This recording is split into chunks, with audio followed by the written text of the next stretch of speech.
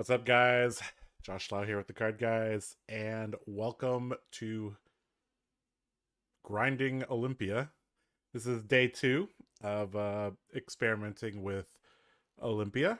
And for those of you who watched the first stream, we went over a lot of the choices of cards in the deck, and we played a couple games. We noticed some play patterns.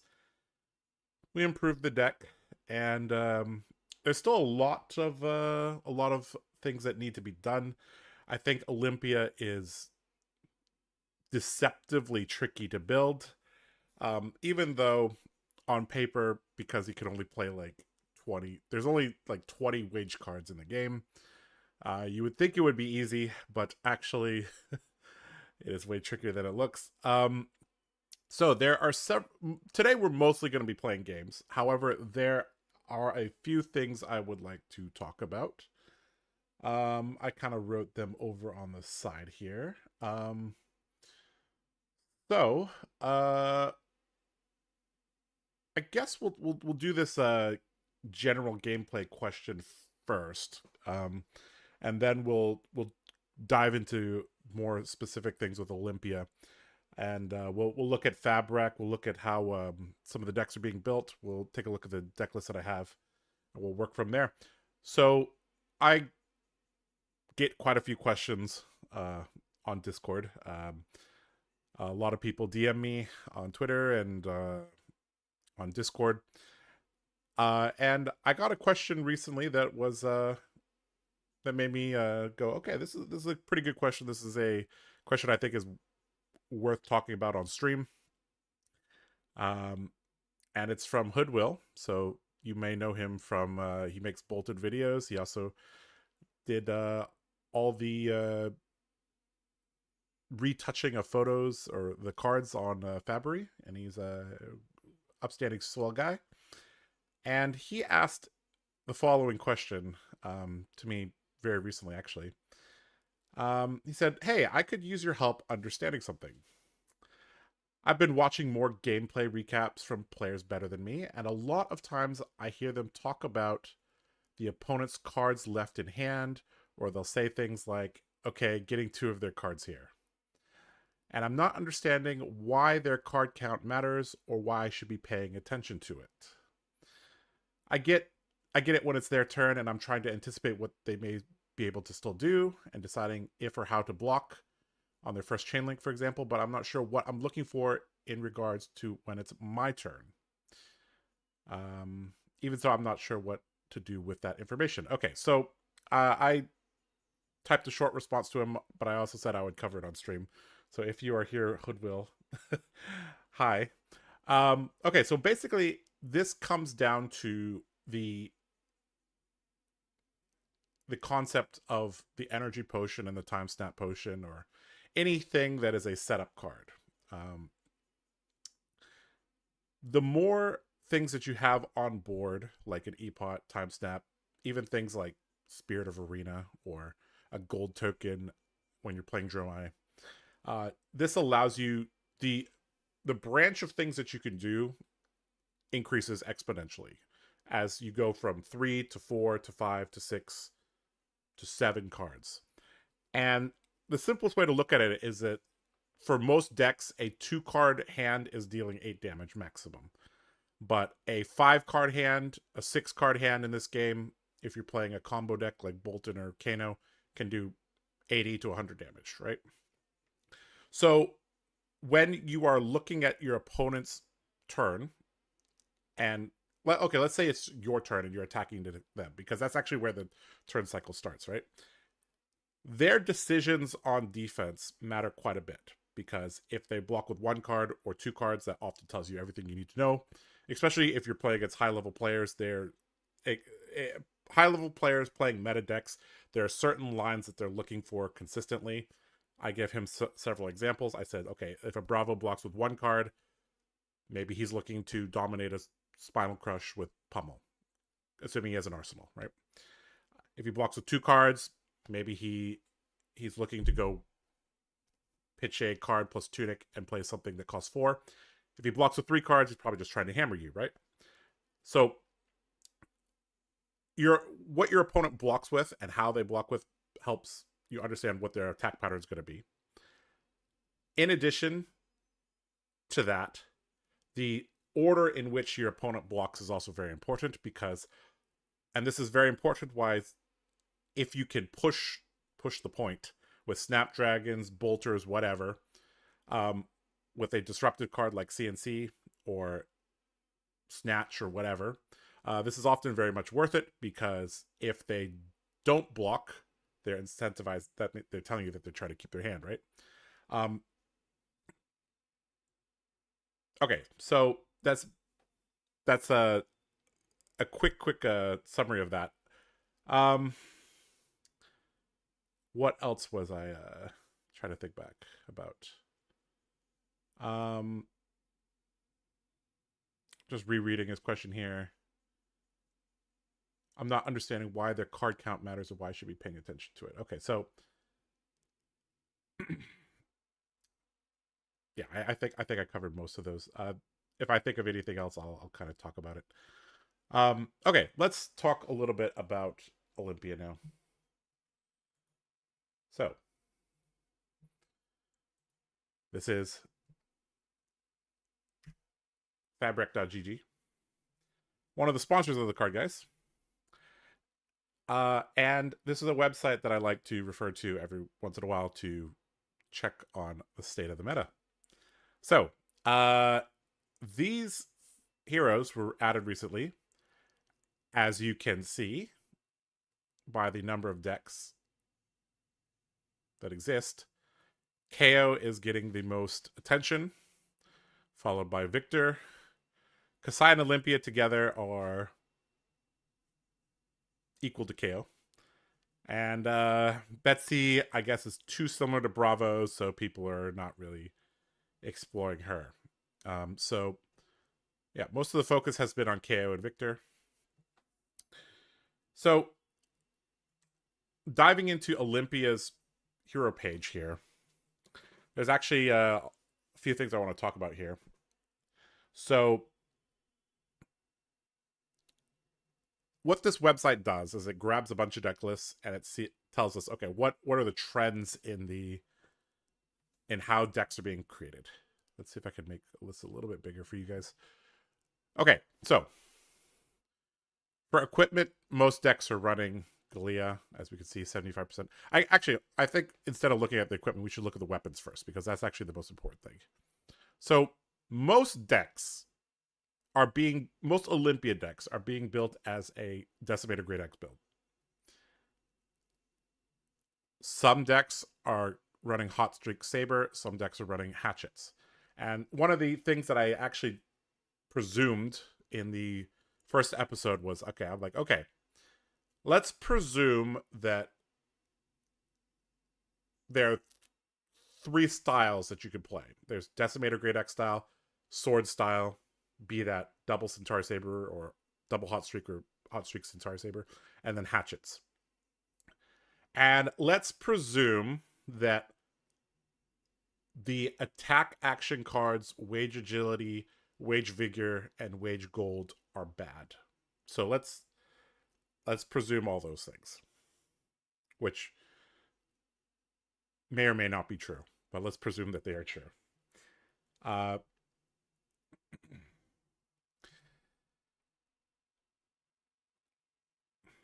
having a hard time maintaining my train of thought tonight. Sorry. I've been quite tired this last week or so.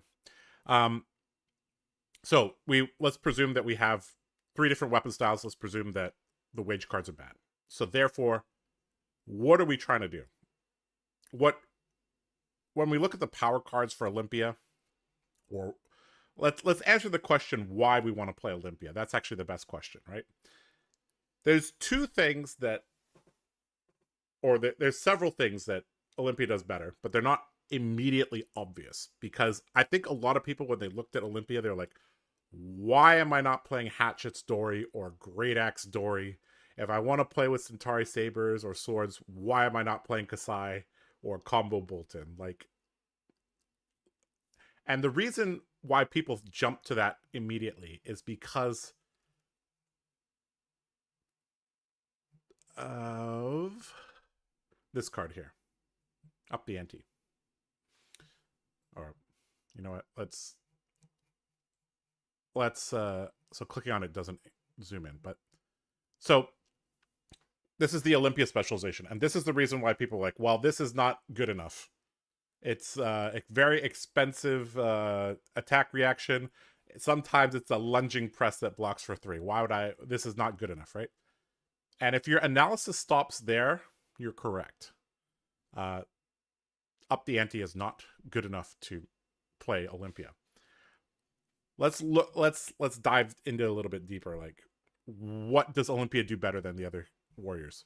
Well, he generates agility tokens better than any of the warriors, which means he can abuse this card right here better than any of the warriors. Better than Hatchet's Dory. Better than Kasai. Now, why is that? So Dorinthia, because Dorinthia's not generating a ton of agility tokens because she's not wagering agility. And depending on the build, sometimes they're hatchets plus Great Axe, sometimes they're Dawnblade plus swords. So their focus of the deck is split. So Olympia uses dynamos better than Dorinthia. Bolton is just very reliant on Raiden or the Sabers. So if you're playing Sabers, you're playing Snapdragons, you're going for the combo, you would not be running dynamos. If you're playing Raiden, the only way to swing twice with your weapon is Lumina, and sure, you might get 1 or 2 refreshes of dynamo with that style, but Snapdragons is just important to the consistency of Raiden Bolton. So then the other thing is like, okay, does Olympia use Valiant Dynamos better than Kasai? And I would argue yes. In order for Kasai to swing twice, she has to, because her cost curve is very red-yellow focused, in order for her to swing with Go Again and Swing Again, generally that costs 3 resources, or you have to have drawn a card, which requires some setup or requires things like draw swords.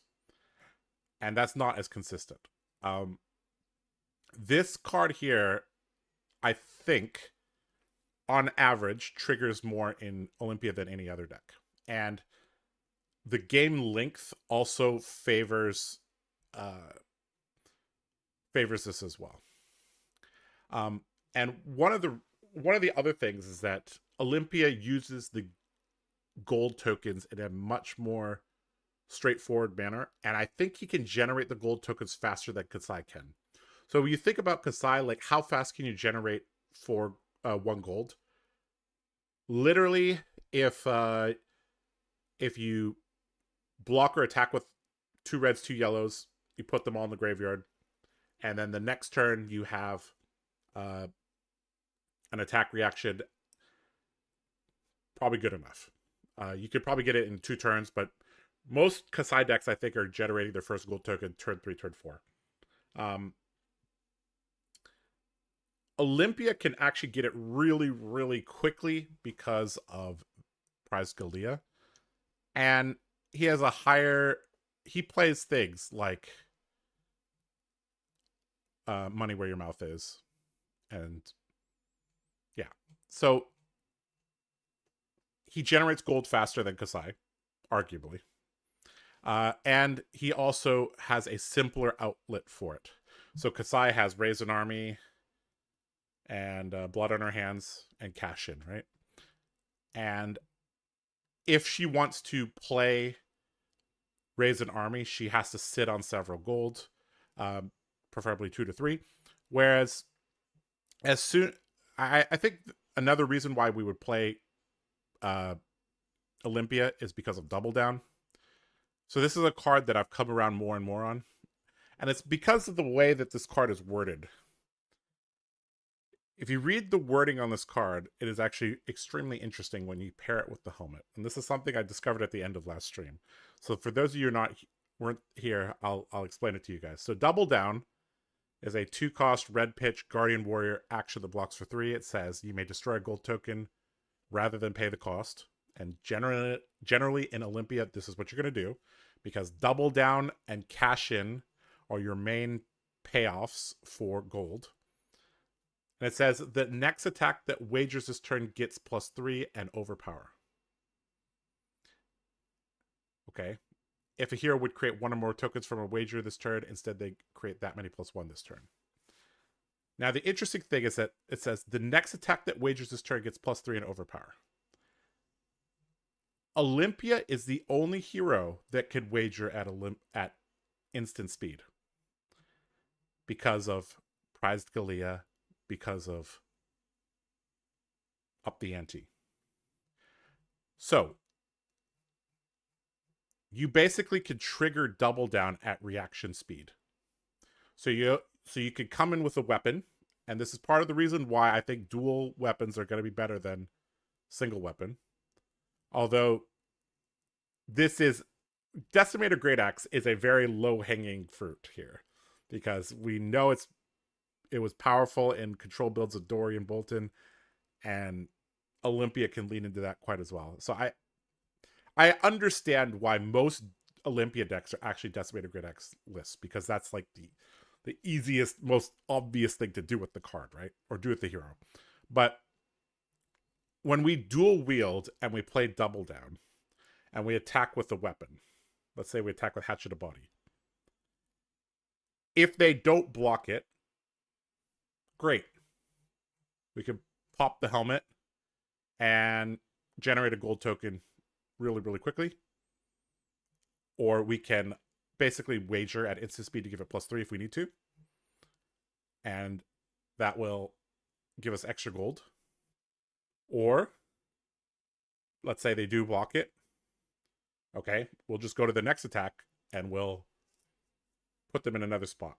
So basically, if they don't have a D-react, you could get a gold token within the first 2 turns very, very quickly. Either from this combining with anything, and then if you get a gold token and you still have your helmet, the payoff with this card is ridiculous.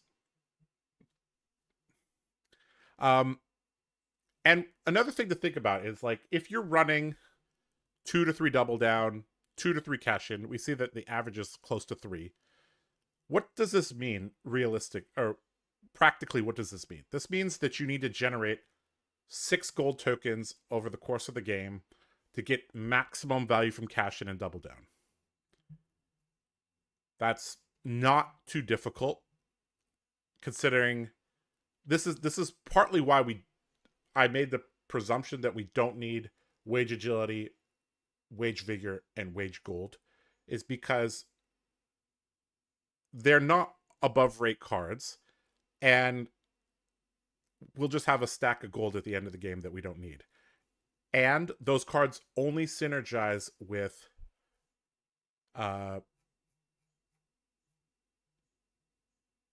where's that attack reaction?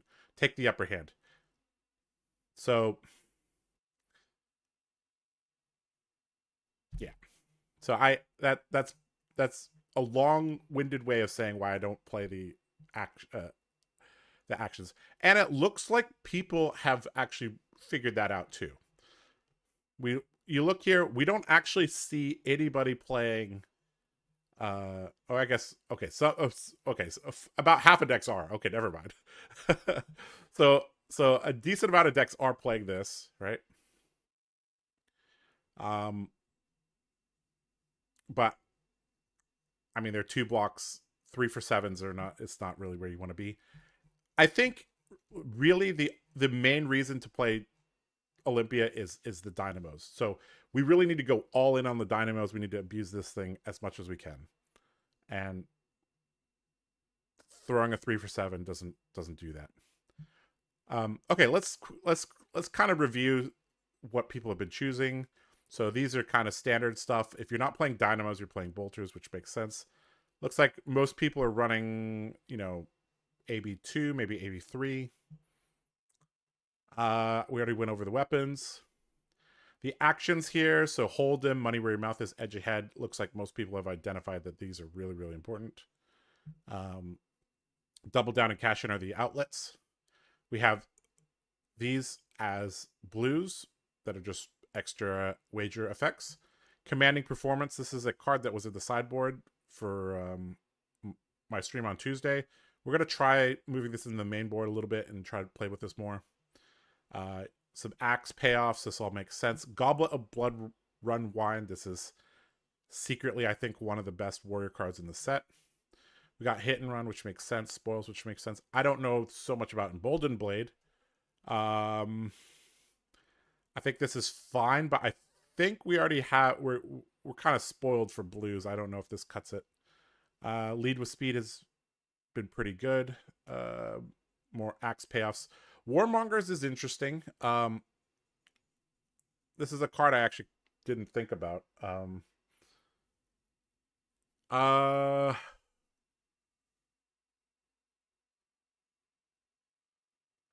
So in terms of non-attack actions, the only non-attack actions we really play are, well, we play quite a few actually. So this, I don't know if this is actually that great. Yep. Okay. Blue Draw Swords. I think this is also a card that needs to be looked at more, because you think about what you want out of your blues. You want your blues to block decently, and you want them to be useful when you draw too many blues. And this is I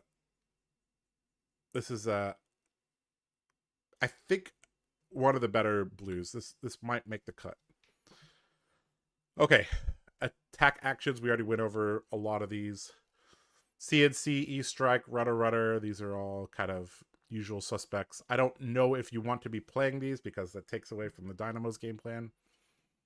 I do think, though, the single copy of Nourishing is quite good, though, if you're not playing these, because you can go Money Where Your Mouth Is into Nourishing is a great 2-card combo. That's really easy to set up. Attack reactions here, these are pretty normal. Up the Ante and Glint are just all-stars. This is a card, take the upper hand here. This is, I think I noticed, or we noticed, as the chat and I noticed, that we were wagering on the second attack more than the first attack, which means In the Swing is better than this card,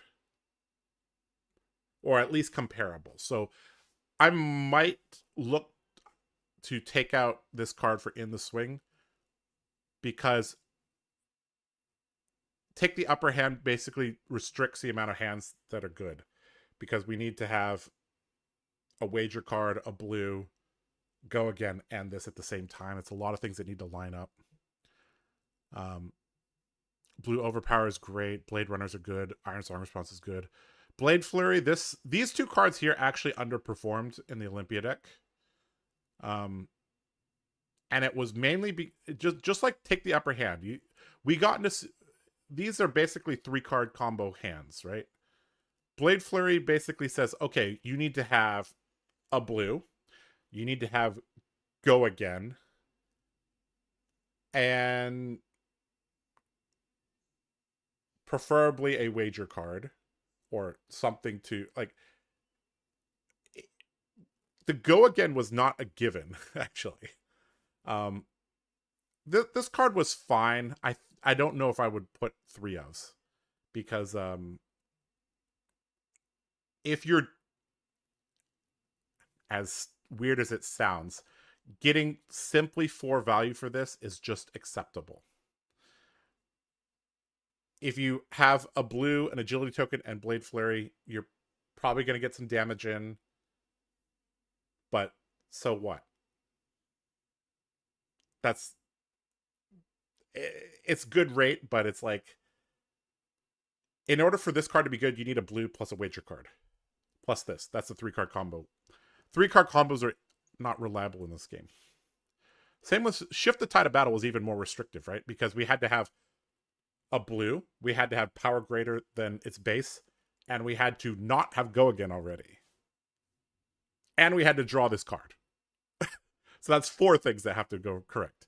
So these cards, I think, are better. They're better in Kasai. They're better in Dory. Blade Flare is decent in Bolton as well, I think. Fatal Engagement Blue, I don't really like this card because it's more restrictive for prize. We were playing with Agile Engagement for a bit, and we cut it. Iron Song Response Red, I think, is fine. I think it just slots into the curve really nicely. The nice thing is that if you have an agility token and a blue, you can often grains because you don't need to spend a resource on go again.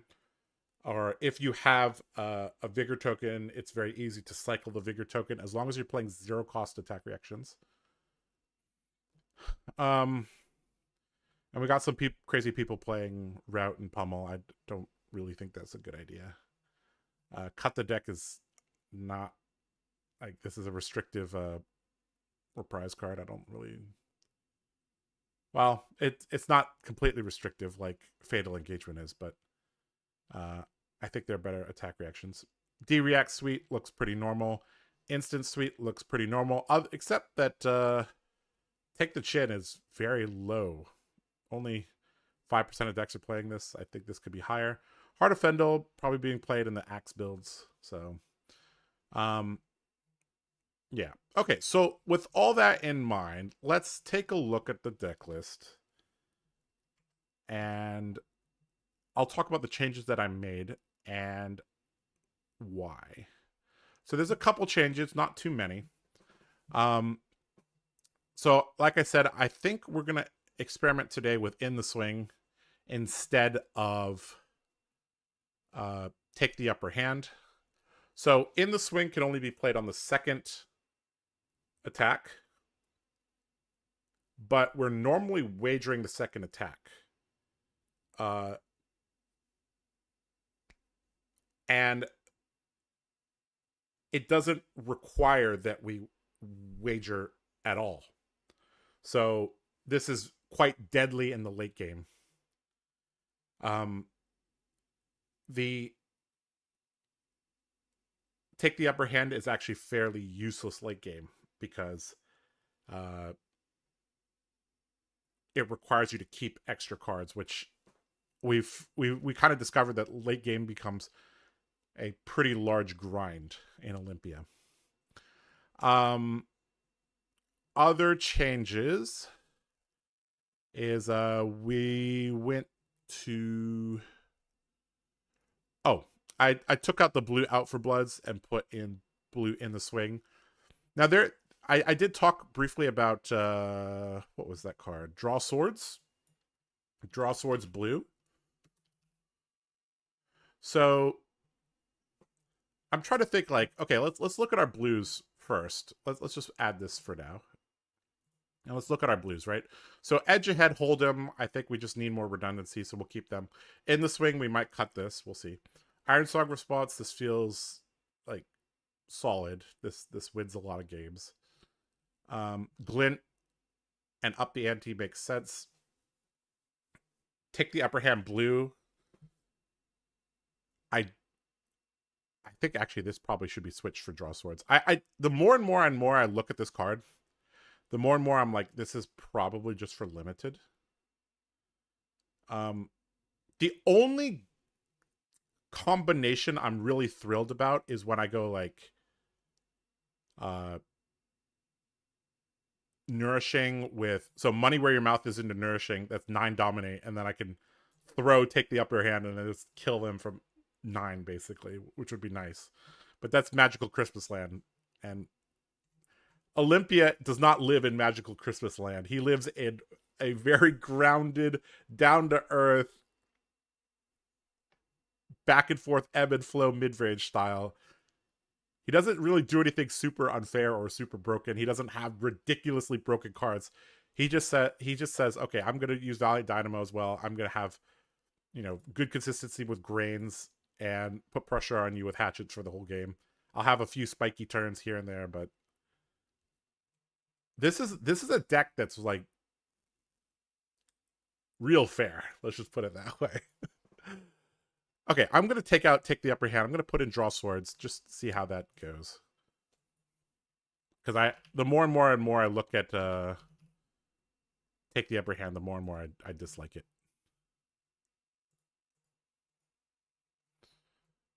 And we did mention that we kind of wanted to play with commanding performance a little bit. So I'm trying to think like where can we put that?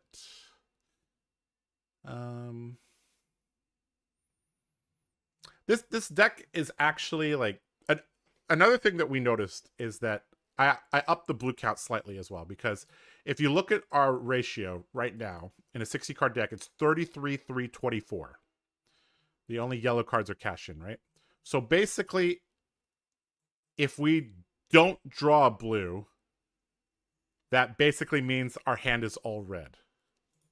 So we could calculate the chance of that.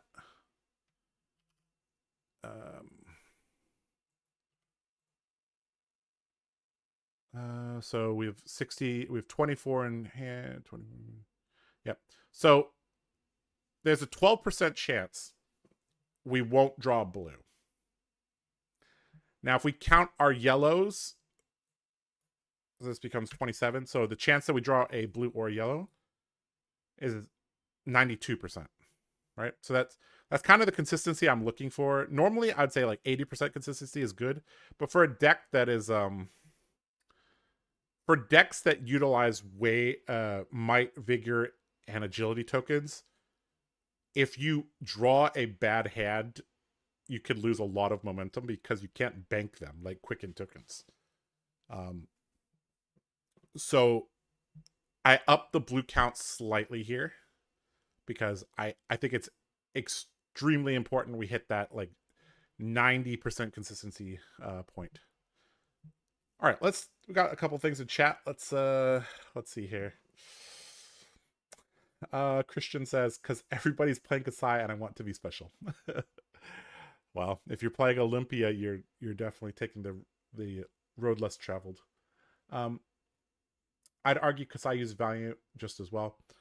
I think so, but Kasai also doesn't generate. The main thing is that Olympia generates agility tokens better than Kasai. Slightly better, right? So I think they're close. But I think that's one of the reasons you would play Olympia instead of Kasai. First reason, he generates more agility tokens, so he abuses dynamos better. Also, his cost curve and deck curve is more consistent, right? Because he runs... Kasai is heavily on the red and yellows, whereas Olympia is red and blue. Which, red and blue is what you want in a traditional fair deck, right? Unlocking heavy vigor token generation in Olympia is also an interesting way to deck build him. Okay. The gold he generates provides an inbuilt resource sink for an extra resources you have access to. That's correct. So that's a good point by Abyss. So the vigor plus gold is a payoff. Double down is a payoff. Cash in is a payoff. That's a good point from him. Lose out on the overpower, but that's probably less relevant in CC. Correct. So that's talking about Betsy, I think, right? Double down also fuels your gold engine by making more. Correct. So this is actually why I'm thinking like double down might be a 3 of. I don't know. Emboldened Blade, just a blue block 3 for Decimator. Yeah. I guess in Decimator you're not running Goblet, right? So you that's an easy 1-to-1 replacement there.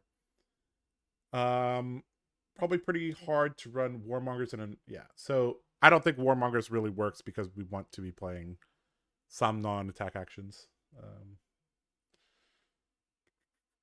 I think Go Again not being a given needs to be addressed in a Dynamo's deck.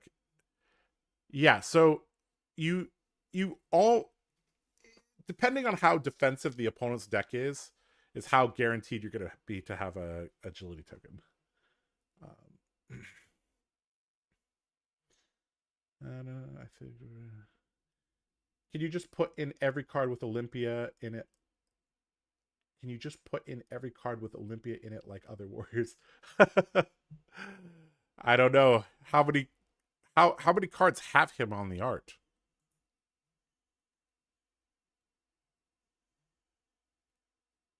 I mean, is this Olympia? Oh, it definitely is, right? Because it has this flavor text here. Yeah. I live my life on the edge of my blade. This isn't just an arena. This is my world. Another quote that I like is that beware of old men in a profession where most die young.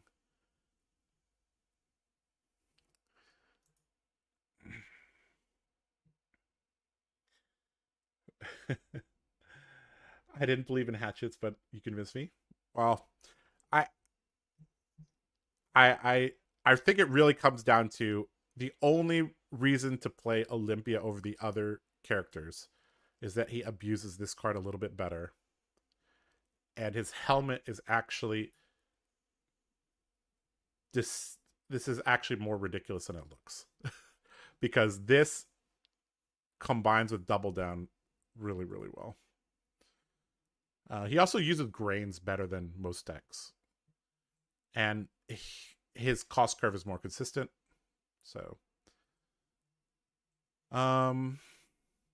okay, let's play some games.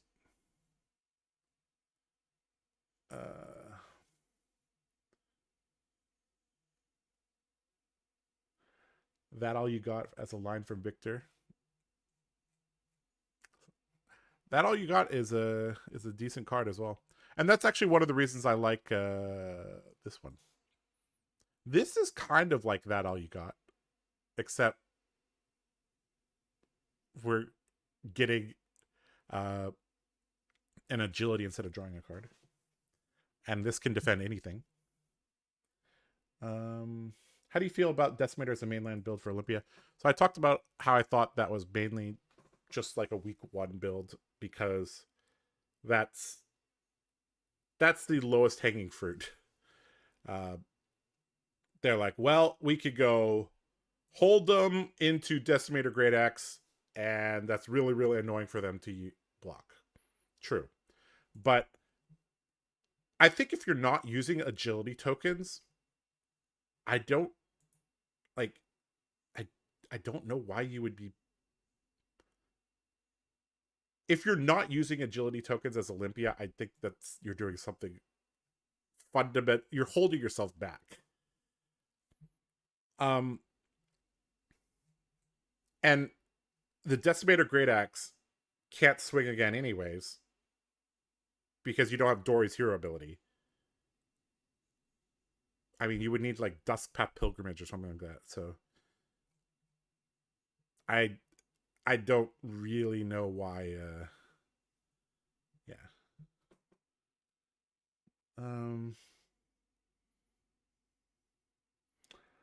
I meant that if you do the reaction plus double down trick, you lose out on the overpower. Oh yeah, that is true. That is true. That is true.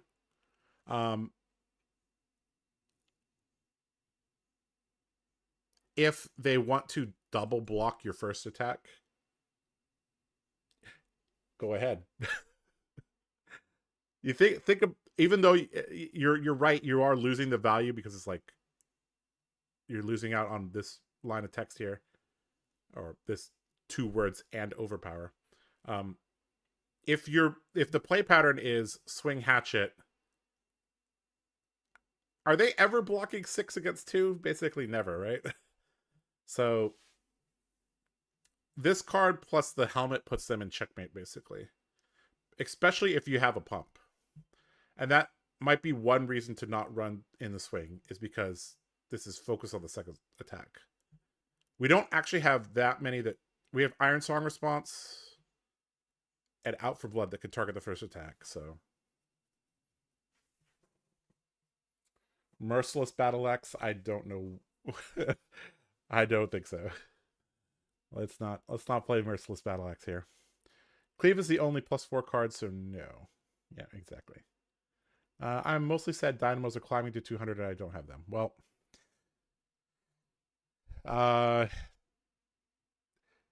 when I first saw this, I was like, this card is like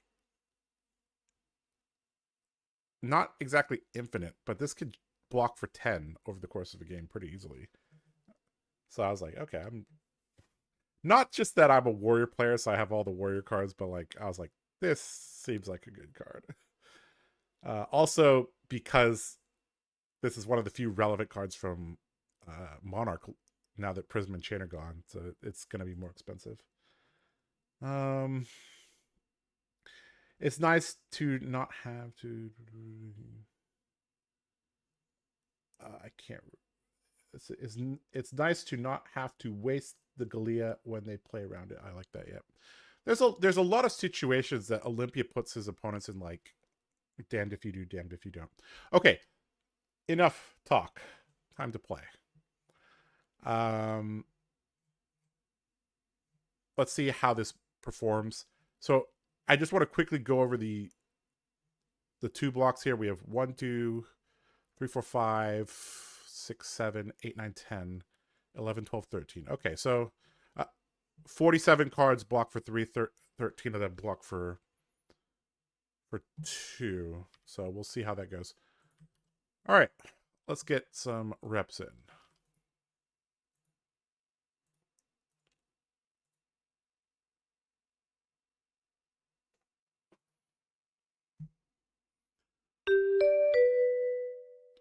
All right, so okay, so I'm going to post the link to the thing in here so you guys can look at the deck list if you want. All right, we got a Katsu. I think I want to go second. Let's try that. So standard here.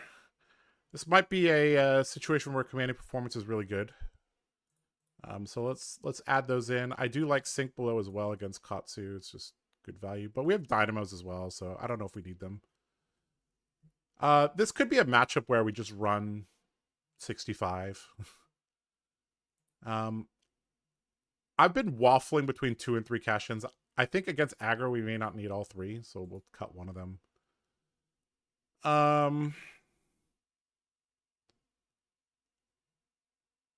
Yeah. Let's try it like this.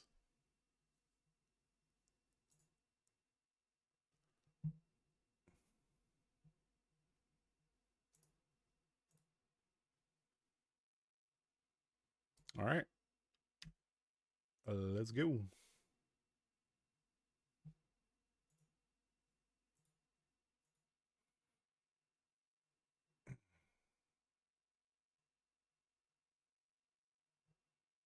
Got heart and cross straps from our opponent, so likely very, very aggressive here. And it seems like my audio is not working, or... Okay, there we go. Okay. Okay, Kadachi to start. We don't have any blues here, so we do want to block here. So I think keeping this is pretty important. We want to generate a gold token quickly. We do like go again as well, so keeping both of these would be nice. I think this first Kadachi we could just take here. See what they do. Okay, this one we can block with our boots. Or we could block with this, and then we can have an agility already. I think actually we want to block with this because we're going to have an agility basically. So we have 3, 4, 5, 6 block for whatever else is coming.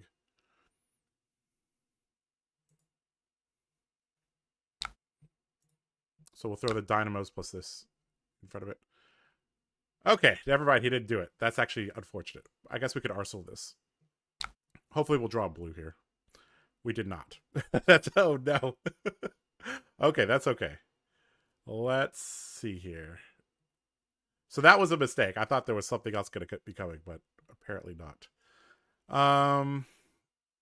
Yeah, that would have been better to use this there. Let's see here.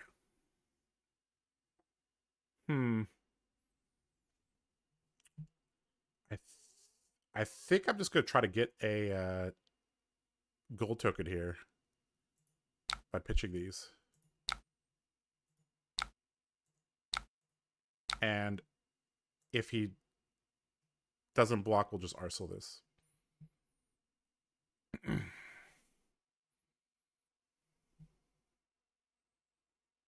So it's going to be really, really, really important that we defend properly against Katsu. Luckily, we're a deck that wants to defend, and we have access to Dynamo, so that does make mass momentum breaking scales easier to deal with.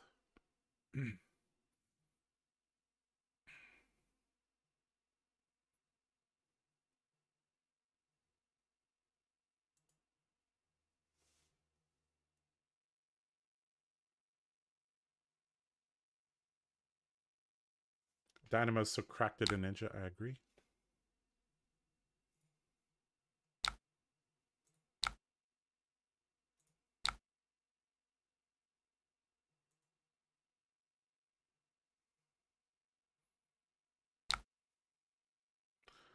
Okay, we don't have access to go again here. So we basically want to block with everything in our hand.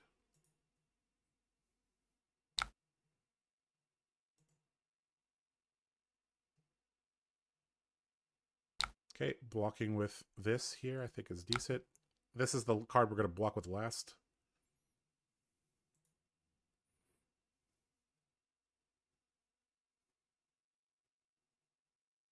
Okay, he played yellow even bigger than that. Okay.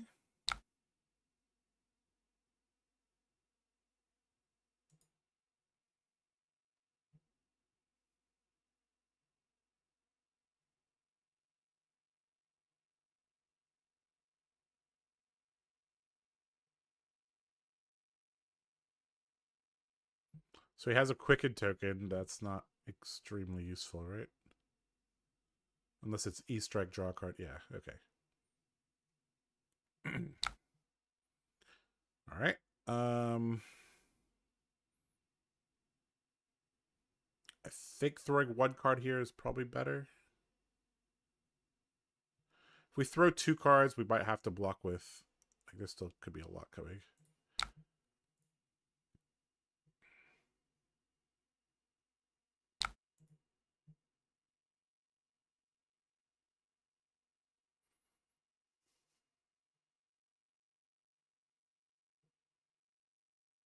Okay, this does allow him to Katsu, though.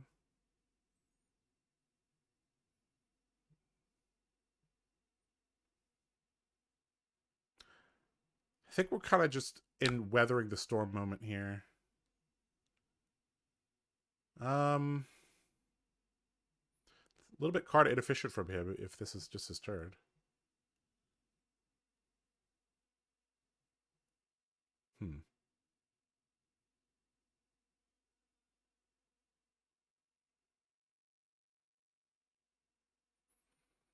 I hope that something else is coming. Because this will be very inefficient if we just play this and pass.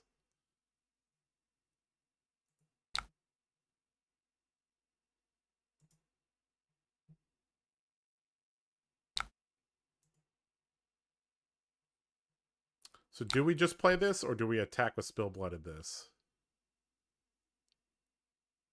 Or do we try to go for a gold token? And I don't really know if there's anything that we could draw that would be good, other than cash in. I think we just take this as a yellow sharpened steel. Maybe we'll get a grade or some armor here. So okay, he's got a dishonor in the yard now. Okay, so this it's not the worst. We actually got a bigger token out of it, so that's fine. Okay, we got nourishing here. He's got access to... Actually, can't tell how many... This blocks for one, right? Okay. So we should be good, actually, on this.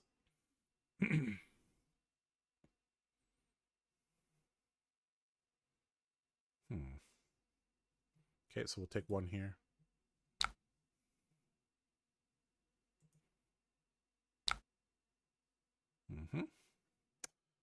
Okay, so we do need to block here, I think.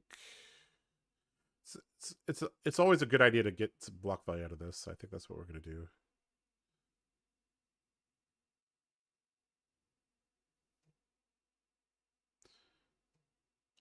We already have 2 gold tokens, so we don't really need the doubling effect of double down.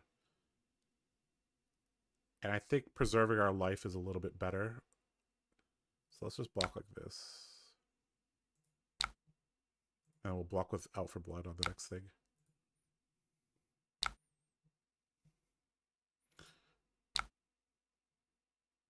We're kind of wasting a Vigor token, but that's fine.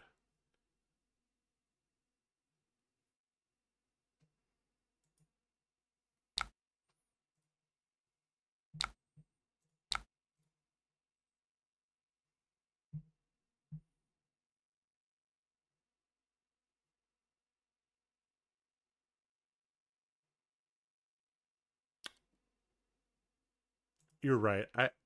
I forgot that Blood Run Wine has to go again. Good point, Ben. All right, you got the Flick Flack? Or Sink Below?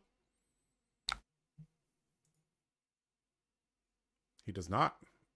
We get a 5-card hand.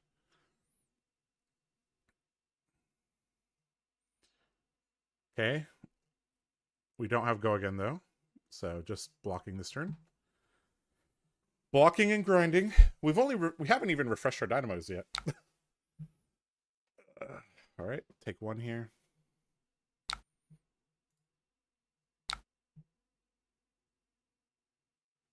Take 1.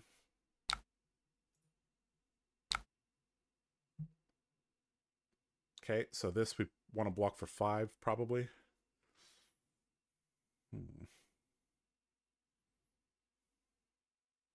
So this is not good if we don't have a threat.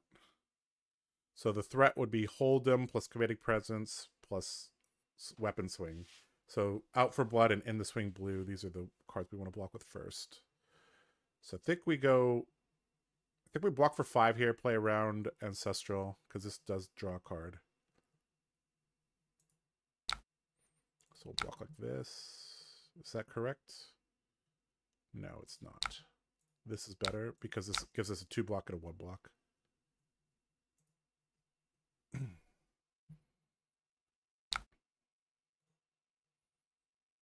Okay, we're very happy to block with this card. Yep. So we'll throw that there.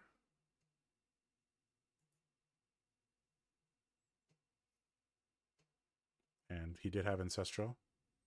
So is this a Breeze Rider Boots burst here?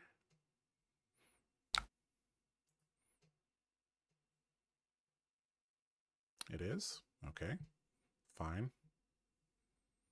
So that Bond's going to go find Dishonor, so now we have to block that, which is fine. So we can block here, and then we'll just double block the next one.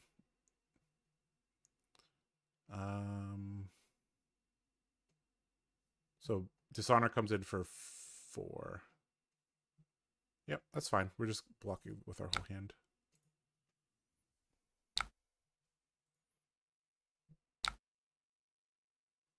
If this is Ancestral, we would actually get Dishonored if we just block with armor. We're not that attached to this hand. We'll just block.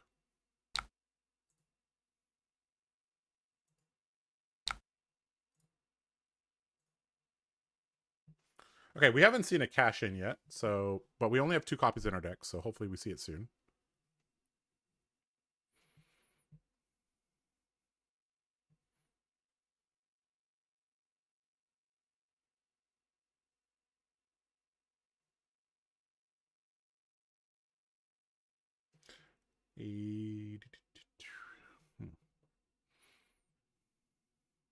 So we haven't been able to generate agility tokens very well.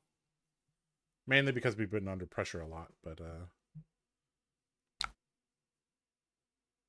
okay, so this hand is bad, so we're just gonna block with it. If we keep any card, we'll probably keep up the ante card. So do we want to allow him to tutor here?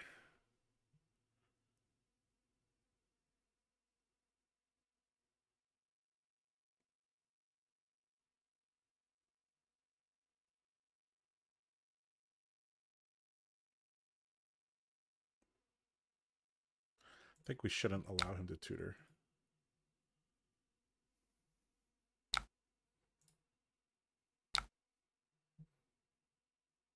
Okay, double lock here.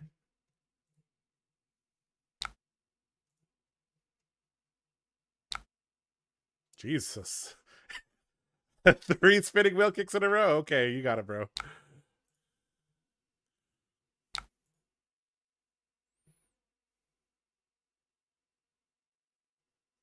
Okay, if this is 0 cost, you could turn your thing into Flusterfist if you want.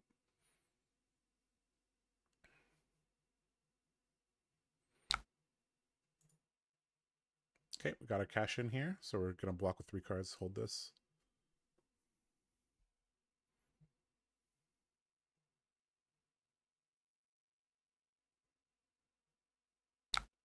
We really need the Katsu to kind of brick on a turn before we can really do something.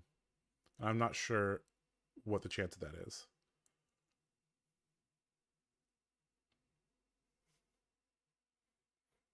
Just saw Kasai Decimator build. Oh boy.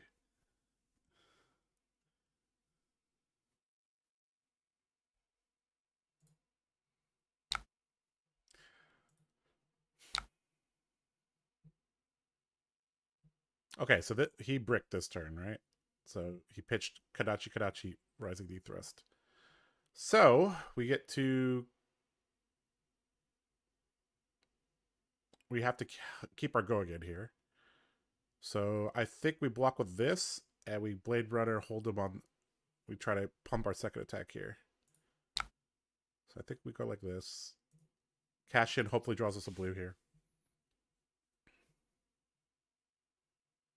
This is tempting him to break this here.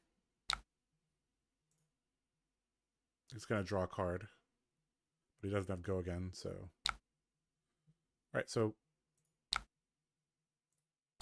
Pivoting here. Okay, we could go. Ooh, okay. Alright. So we could go spoils to generate more copper for the other cash in. Although we already have a gold token, so I don't know if we need to do that.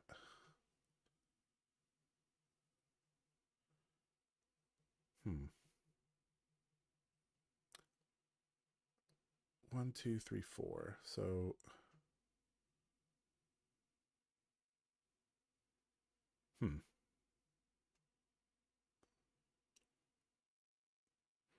Pumping the back attack really heavily, I think, is probably better, right?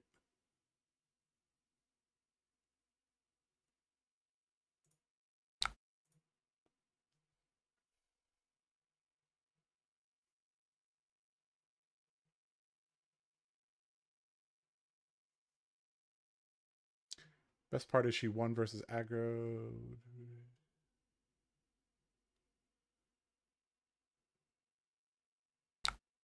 Aggro bolted it. Decimator Kasai generated 5 army tokens. Okay.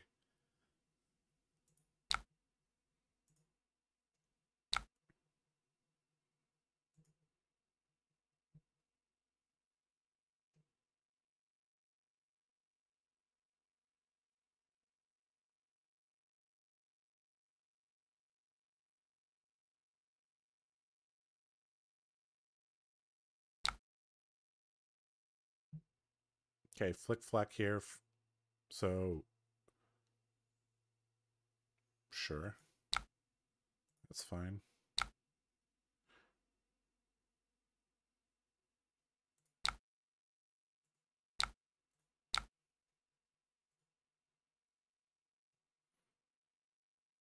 You can give me 3 cards if you want.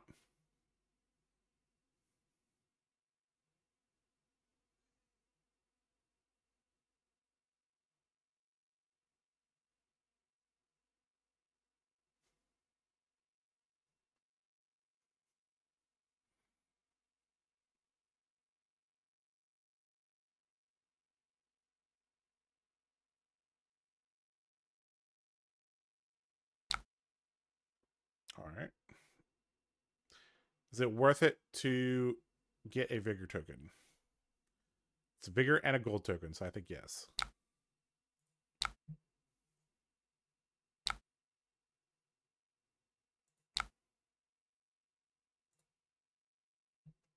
Cool. All right. Well, we have go again and a pump here. So this is going to be a good value turn.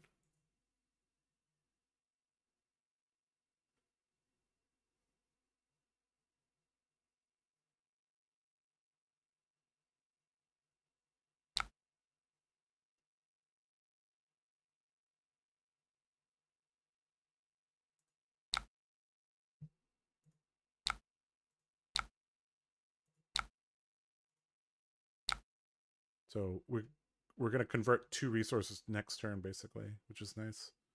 So we'll pay for the vigor. And then we'll bracers, swing again.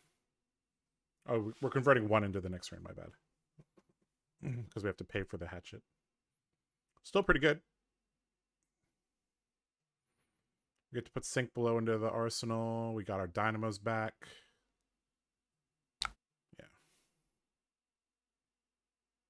Sure.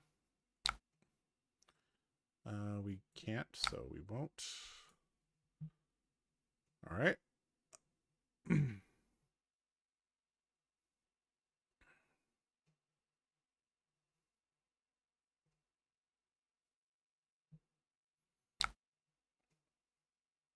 Okay, so the first one we'll just let hit. Second one, we could block it with our dynamos, or we could save the dynamos for the breakpoint on the next attack, which might be worth more. If he has Ancestral, that's just annoying for us, but we have this. I'm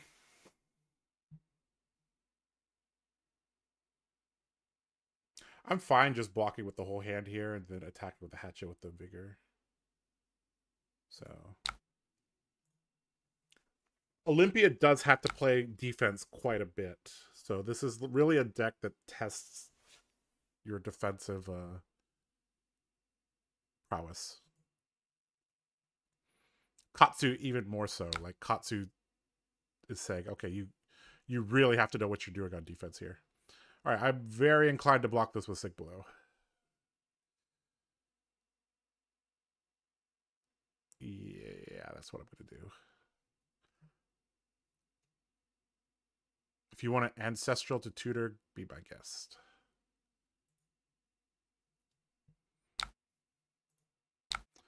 Okay, so we need to get rid of a card here. I think we'll get rid of Money Where Your Mouth Is because it blocks for 2, and we already have gold tokens.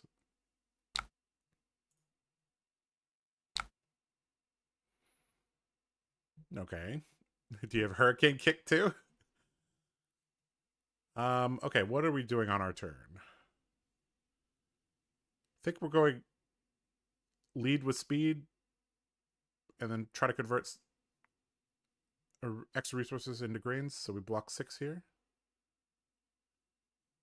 Or we could block 5 or 6 here. Let's block 6.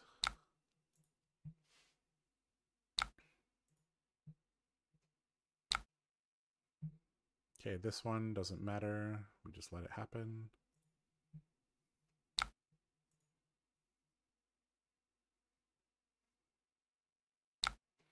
Okay, go lead with speed.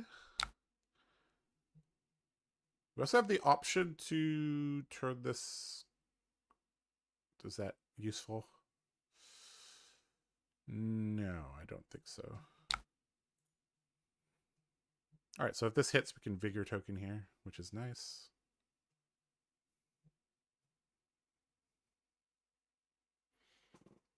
What is the logic behind draw swords at blue? Do we actually have an outlet for the draw ability, or is it just sharpened steel?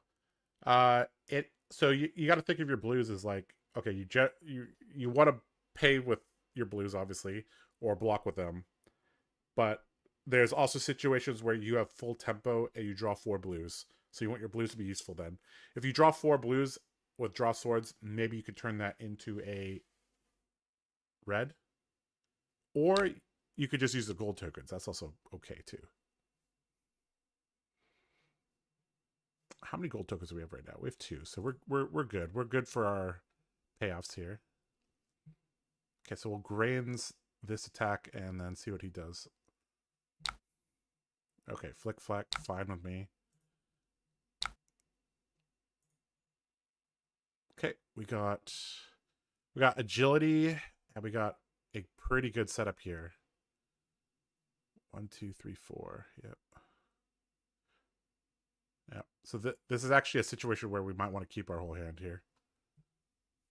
But we're totally happy to block with these. All right. Kadachi coming in.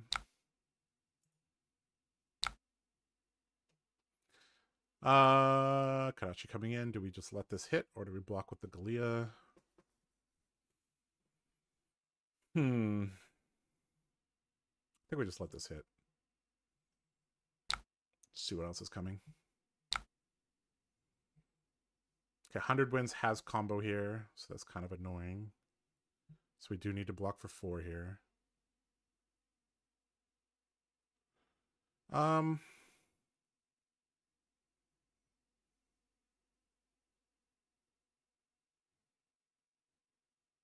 mean, do we just block 5 here? No, that can't be right.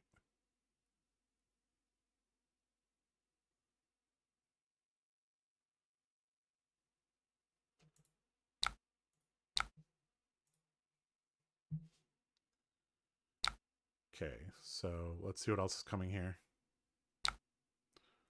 Okay, Flusterfist. This doesn't have go again. Doesn't have mass trigger, so we don't care. So we have agility and vigor, so we could pay 1, 2, 3, 4, 5 if we need to. So we can either grains or we're probably grains. Okay, so we don't want to block this.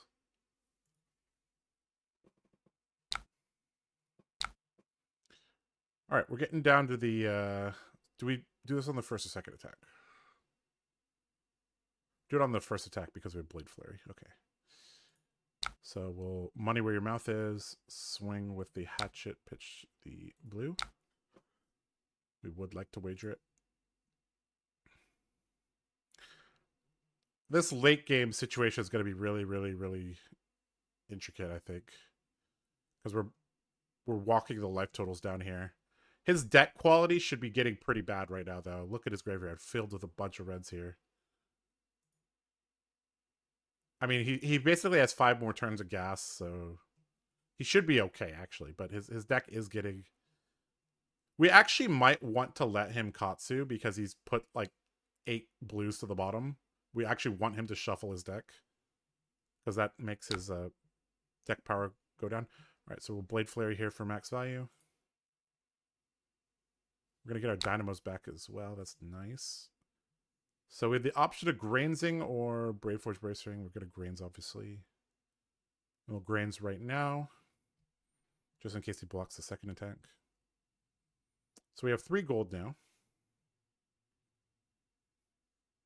So the double down and cash in thing, I'm like, it's kind of weird because it's like against aggro decks, you have less time to use them, but it's easier to get gold. So you want 3 copies of cash in, 3 copies of double down. Because right now we only have 4 payoffs on our deck. We have 2 cash in, 2 double downs, and we have like a bunch of gold here just sitting here. All right, flick flack, third flick flack here. I think you're right. Yep, third flick flack. Sure. Ironically, I think flick flack may not be good against Olympia. Like, it's just hurting it. We've seen it hurt his offense several times now.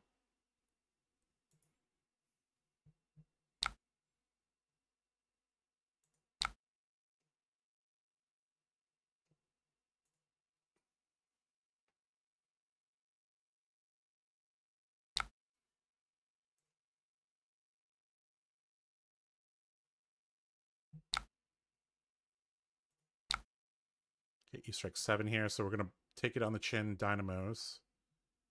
And block with a card. We're gonna put Sink below an arsenal. So the edge ahead is a less useful card.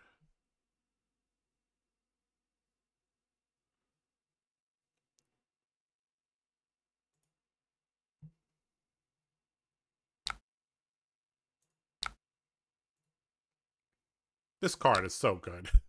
It just blocked for 2 and is now enabling this blue to turn into 3 value plus dynamos, 4 value plus recycling my vigor token. This card's ridiculous.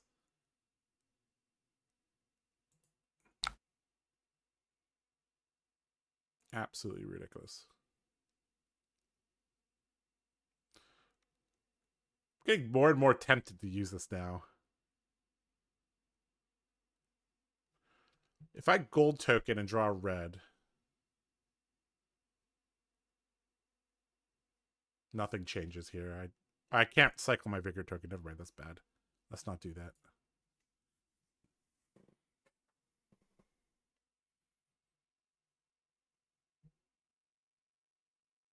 Ooh, this is really interesting because if he lets us hit, I get to activate both of these.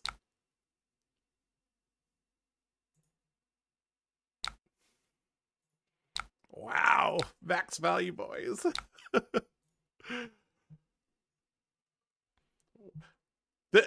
You almost never want to block a naked hatch in a body, but I just got 2 extra value because he didn't block that. Huh. What's up, pal? Thanks for catching the stream. Thanks for covering my question. Just caught it. Yep. All good. Yeah, good value there. When you could turn your blues into extra value, like that's you'll love to see it. So we're seeing his deck quality here like plummet into the ground now. Super, super aggressive, came at us with 5-card hand after 5-card hand, and now he's having to block. I think his hands are just getting clunky. We got a Sink below an arsenal. Our dynamos are back. Oh, baby, we got a double down here. But we don't have our Galia anymore. Okay, we don't have any go-agains here. We have lead with speed, though. So we want to play with lead with speed, basically. Okay, so we want to keep 2 cards. So blue plus lead for speed is what we want to keep. We also want to cycle this into something else, I think. We could sink below one of these and try to double down on something. But we'd have to draw a specific card here. Okay, I think we take this first one here.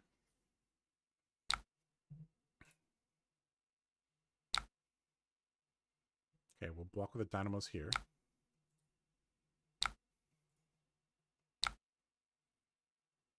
Flusterfist here.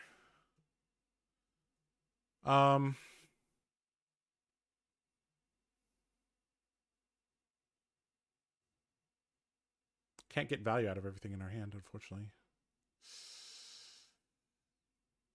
Ooh. Okay, we could actually sink below, put the lead for speed to the bottom, or put an arsenal eventually. We could go double down, edge ahead, swing. But that doesn't have go again, that's the issue. I really want to... we would get an agility token from edge ahead hitting.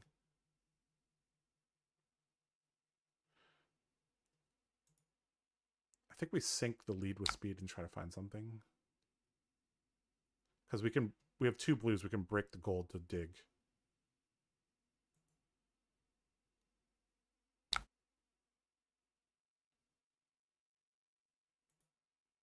Okay, we found a glint. That's real good. Very interesting now, actually. Okay. Okay, so we can double down, break a gold, edge ahead swing. We can glint it.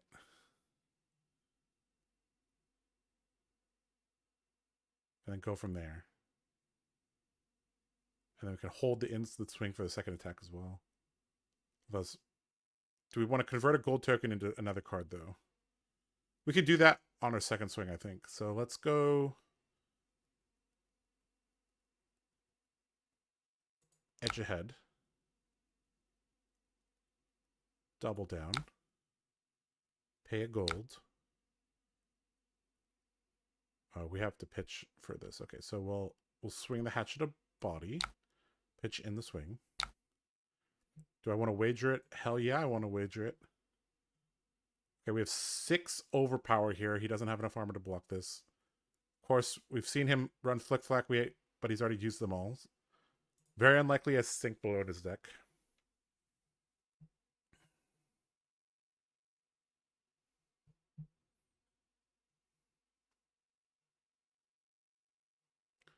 Just trying to take all the gold home with him. Yeah. That could work. Oh, okay. We got a block here, so we're going to glint this, obviously. Ooh, we draw Iron Song Response. That's pretty good. Good arsenal target here. So we'll say... Sure, go to damage. So we have 2 resources here. We can create a Vigor. That sounds like a good idea. So we have Vigor, Agility for the next turn, and then we'll come in with the other hatchet. And then we arsenal this, basically. Because he's getting low, so this is always live. Sure.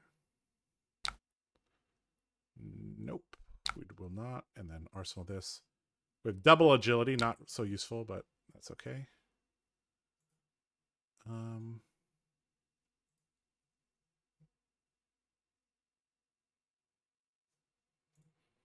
right, so we don't want to let him tutor here. So we'll block here.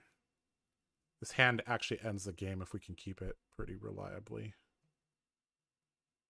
But I don't want him to tutor. He's only seen 1 ancestral, right? There's 2 here. Okay, 2 ancestrals here. There's a decent chance there's ancestral here, but if he has it, he has it. The other option is in the swing plus grains here. There's also... That might be better. Because I really don't want him to tutor here. I really don't want him to tutor here. Because that means I have to block.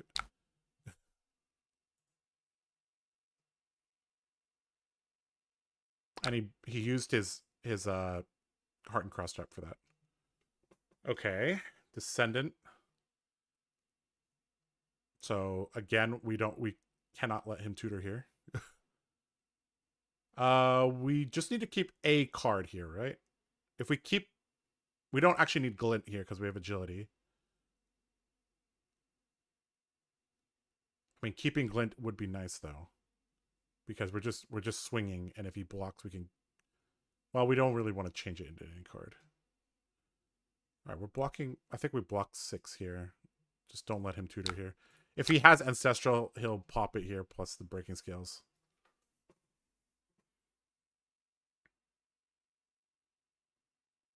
So if he ancestrals here, what happens? He'll find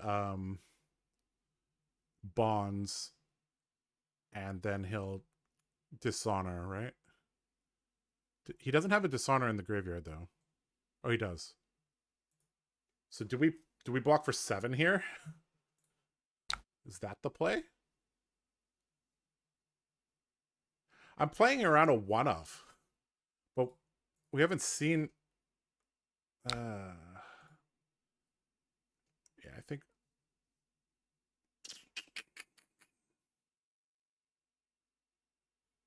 Yeah, I think we just have to block like that.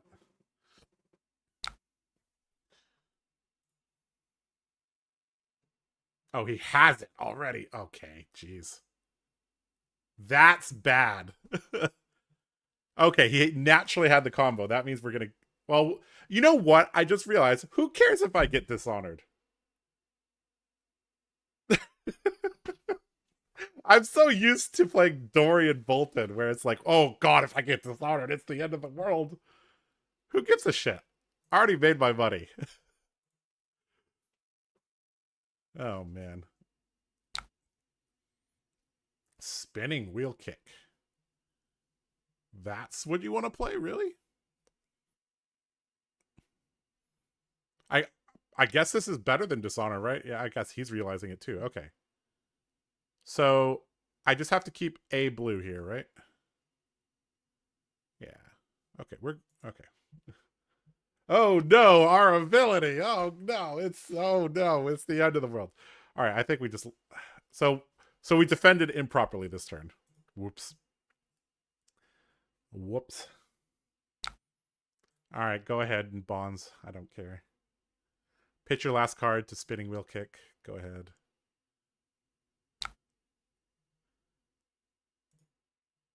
He's gonna get to draw a card off of MOM.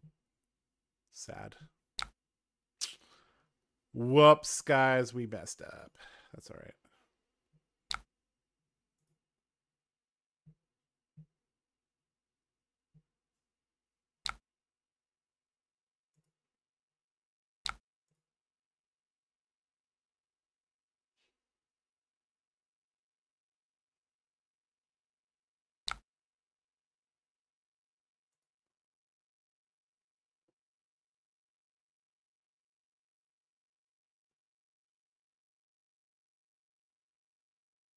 Just trying to banish my equipment. That's true. Yeah.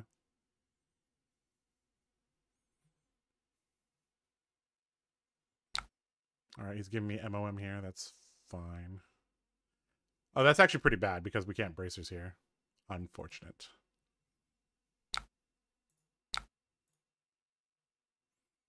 Damn. If we defended the last turn better, we would have been in a much better position. This deck demands a lot, actually, from you. It demands you defend perfectly.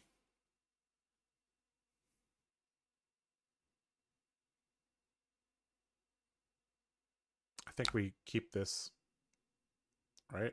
We don't try to pull it here.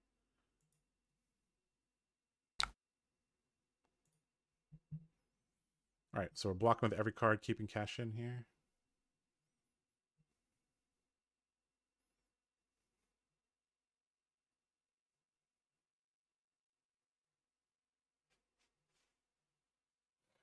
Yeah, classic struggle against Katsu. This is a deck where you just have to play against it a lot to learn.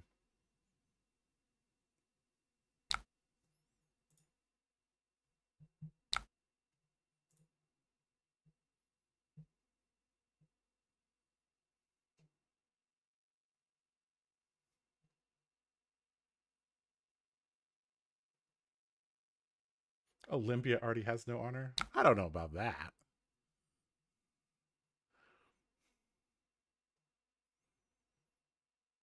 Hmm.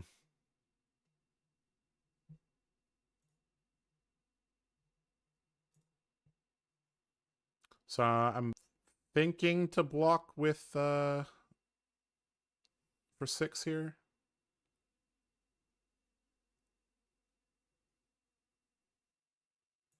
Seems correct.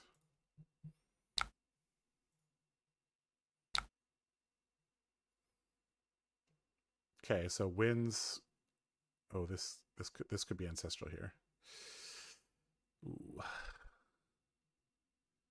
Do we block with both of these and go to 1 if he has ancestral to keep these? We don't have an agility token. That's the main issue here. We have to draw a go again. I think our out is to go like this.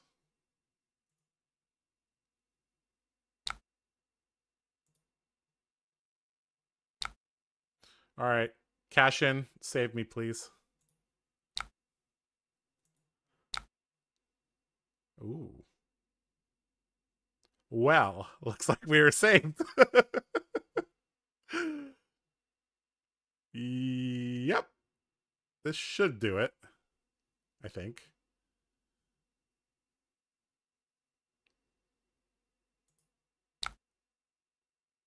Jesus sake, the wheel.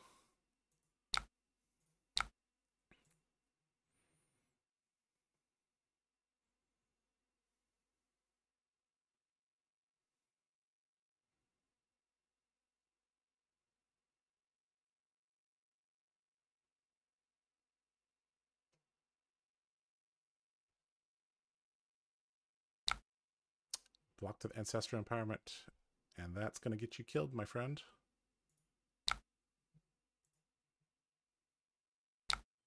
GG! We did it.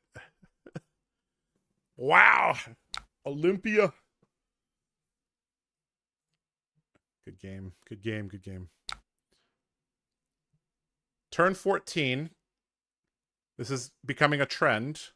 Olympia ending the game somewhere around turn 12 to 14. I felt like our defense was okay. Our offense was okay as well. We messed up defensively one time, though. But overall, I think that was a pretty good demonstration of Olympia.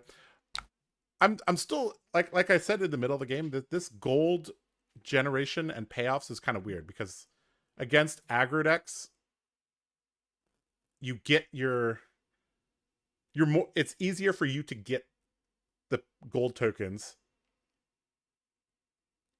but you have less room to play the payoffs because they're always in your face. So really weird. Cash in clutch there, yeah. So that deck. So I still had a decent amount of gas. I think he was basically completely out of gas. I think his deck was like 12 blues or something like that.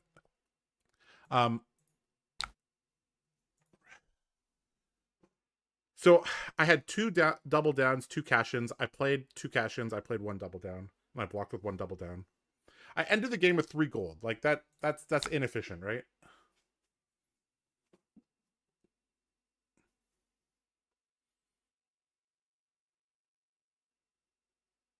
God, I miss closing out games with Spillblood. Well, yeah, there you go. Spillblood commanding performance swing into a pump. Congrats, this deck is really cool. It felt like we needed a bit more go again, though. Yep, there's a lot of conflicting things going on. That's the issue here, right? So this is the deck list we're running, right? Like, we need enough pumps that our stuff hits. But like, oh, there's so many weird conflicting ideas in this deck.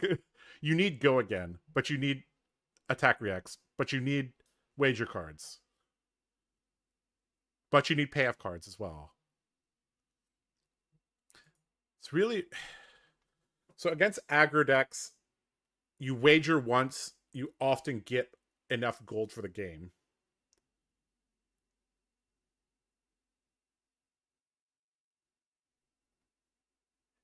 If I'm trying to think about this logically, if I play a bunch of payoffs, what's the downside? The downside is I don't generate the first gold token fast enough. But this deck does that moderately well against most decks. I don't know, chat. I don't know. Am I supposed to be playing 3 double down, 3 cash in? I was playing 3 cash in, but I removed one of them during that game. Lead with speed is like kind of awkward against some decks. This card is less good than I thought it would be.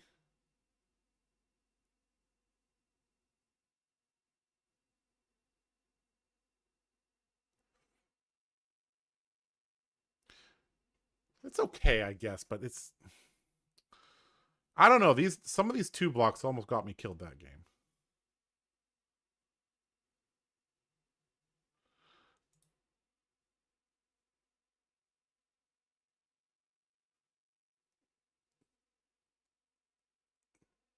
this is another game where I didn't use my helmet. Like this, it's becoming a recurring problem. Blade Runner instead of lead with speed might be better. Yeah. So if I already have an agility token, Blade Runner is kind of useless. But if I don't have an agility token, Blade Runner bails me out. It also blocks 3. Maybe I should be on 3 Blade Runner, 1 lead for speed. Let's try it that way.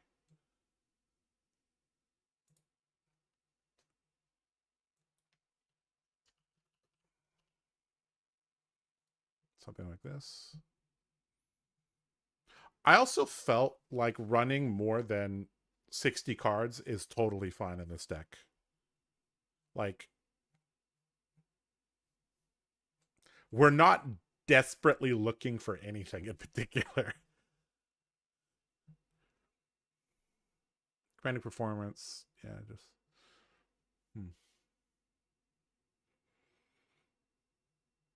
Draw swords. I'm trying to think more and more about this card. Like, is Blue Blade Runner just better than this? Because Blade Runner is not just Blue Blade Runner is not just one value. It can be dynamos, it could be grains, it could be bracers, and it can be another weapon swing. So this card might. Maybe I'm supposed to play Blue Blade Runner instead of, or blue, maybe even Blue Hit and Run. It might be even better.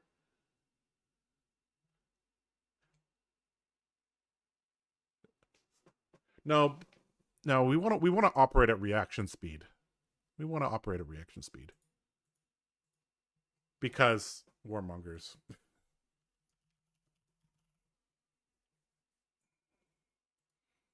Okay, we're going back to Blade Runners, guys.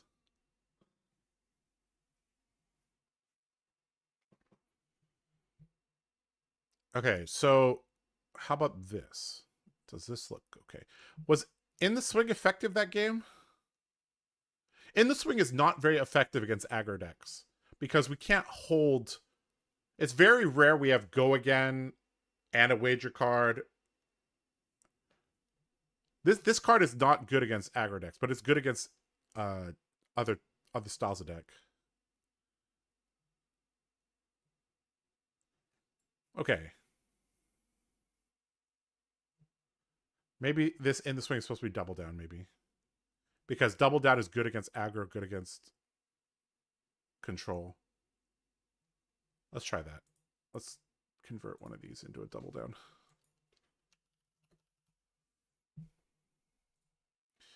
Man, it's taking a long time to get this deck to where it feels correct. Okay, let's play some more games. So in total, it would be 4 extra when played as a reaction, since your axe will be for 4. But it could be more if Blade Flurry is in the picture, plus dynamos, like you said. Yeah. I think having.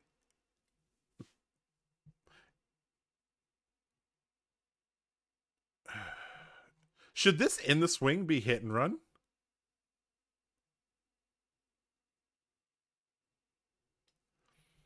Let's take a look at our good friend Fabric again.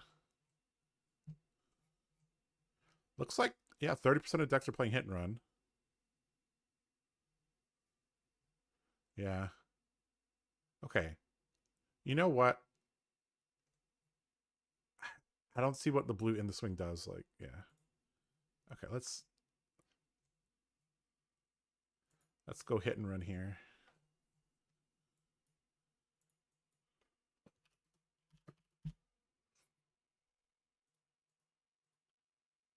Okay. Okay, what do we think about this?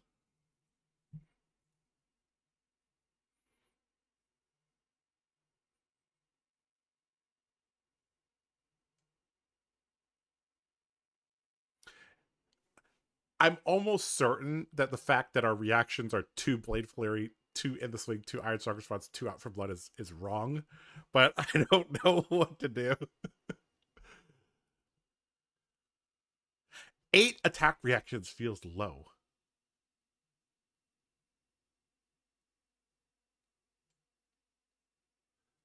I guess it doesn't matter though.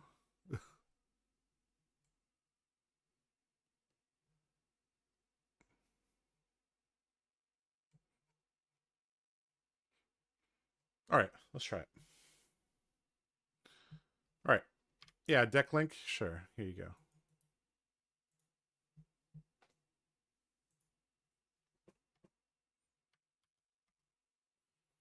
All right, let's play some more games.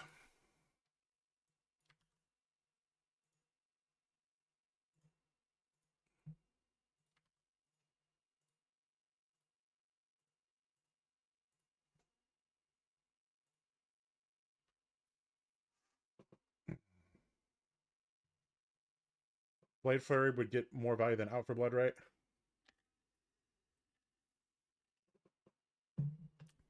You're probably right.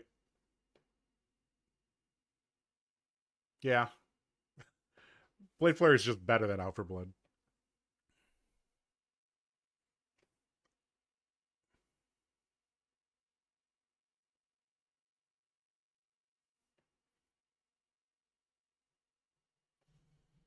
And New Warrior comes out and Josh is all over him. Who would have guessed?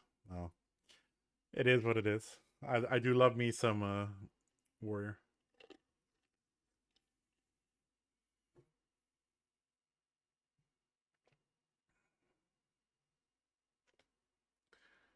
I feel like you still want some edge aheads. Edge aheads? What's an edge ahead?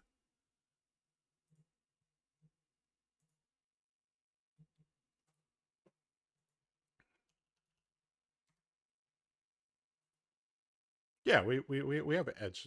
We have this in the deck. We have the red and blues in the deck.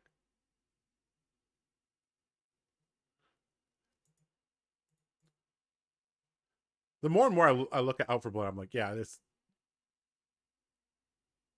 Blade Flurry is just better, right? Just flat out better.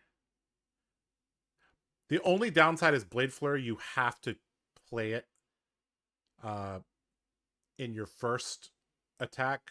So your second attack is unlikely to hit. Whereas Out for Blood, well, Out for Blood's not even.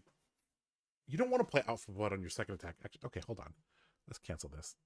Out for Blood's bad. Let's remove this card. The more I think about it, it just doesn't make sense in the play pattern we're talking about.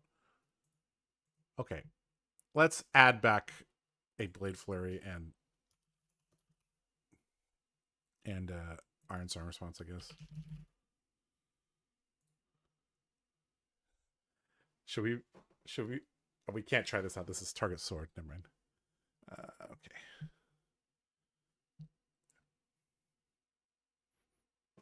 Okay, this makes more sense now.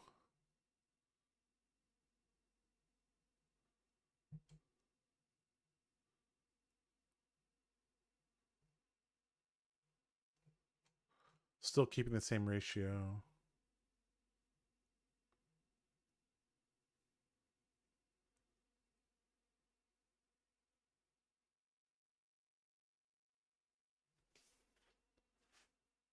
Not agile engagement. Take the upper. Oh, take the upper hand. So I talked about take the upper hand. It like requires you to wager, and it's very bad at the end of the game.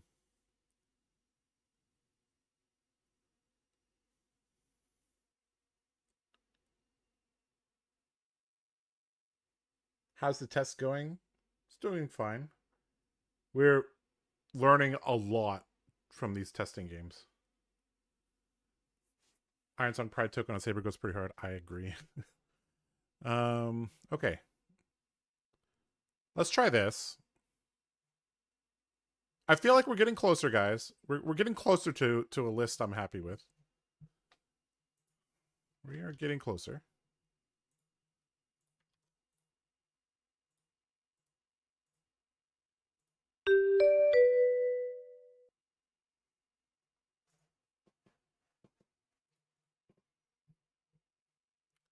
I'm going to look at Fabric, see if there's any cards I missed.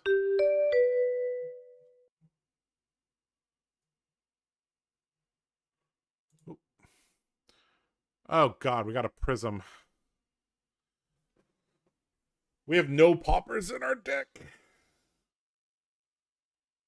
We have one. I don't know. How are we supposed to deal with Prism? How are we going to deal with Prism? Do we want to go first or second against Prism? That's also another question.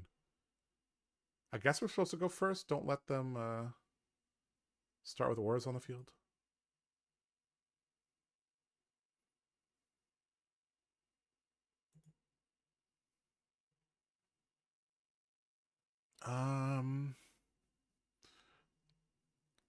Commanding Presence is probably decent against them.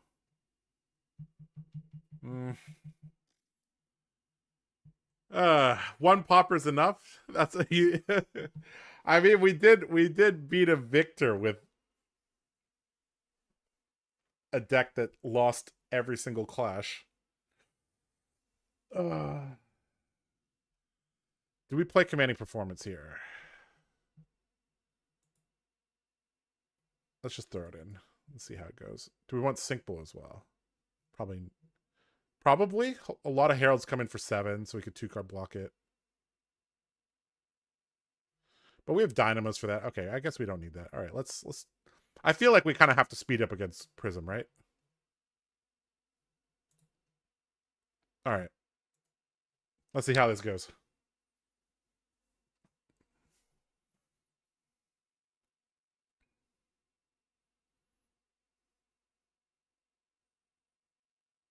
If there's a yellow card in your pitcher zone, the first attack action card with Herald in its name you play each turn, and your first Angel attack each turn gets go again. Okay. Sure. Well, we could up the ante on turn 0, I guess. Right? Is that what we're doing? I guess that's what we're doing, right, guys?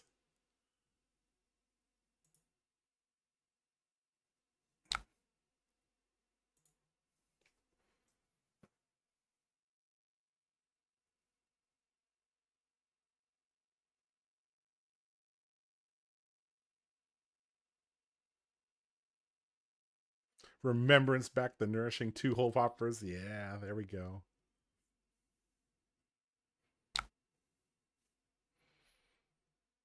All right.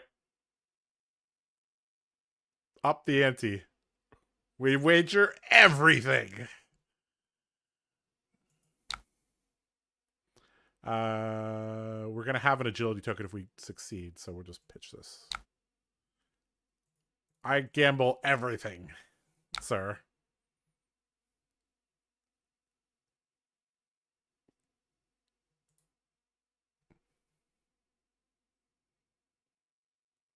This card's actually decent on turn 0. All right. Please don't have a D-React. This would suck.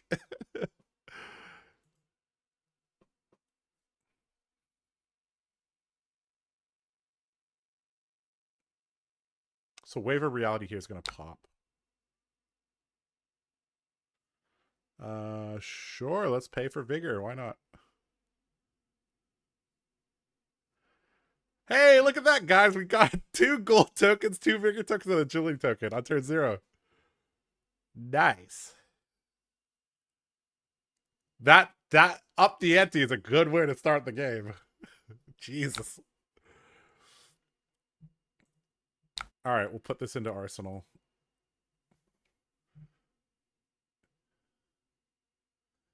Hit and Run is in the list, yep. Really weird to give up Erudition so early, but his hand made me poo-poo. Yep. Here's the Soul Shield. I really hope it was not Soul Shield. I mean, this is as good a start as it gets, right? we dealt a bunch of damage, and we got all this in. Okay, he has another Erudition. Okay. Well, as we know, Erudition's not going to work here. So let's see. We have Go Again. Unfortunately, we just have a bunch of 2 blocking equipment, so we can't do this cleanly here. So we'll go like this plus the headpiece, I guess.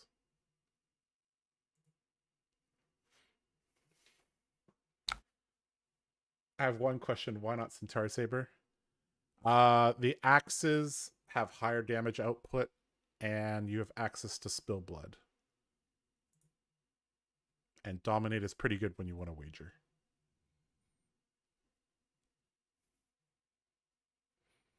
Okay, so he's got 2 auras out right now. That's not good. So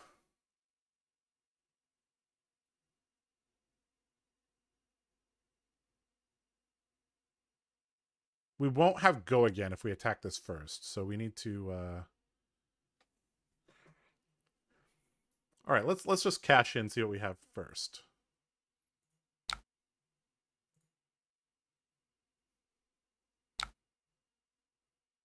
Okay, so we want this into the arsenal. So, and we have 2 floating, so we edge ahead into Prism, and we can pump it if we need to. And then second go into Merciful here.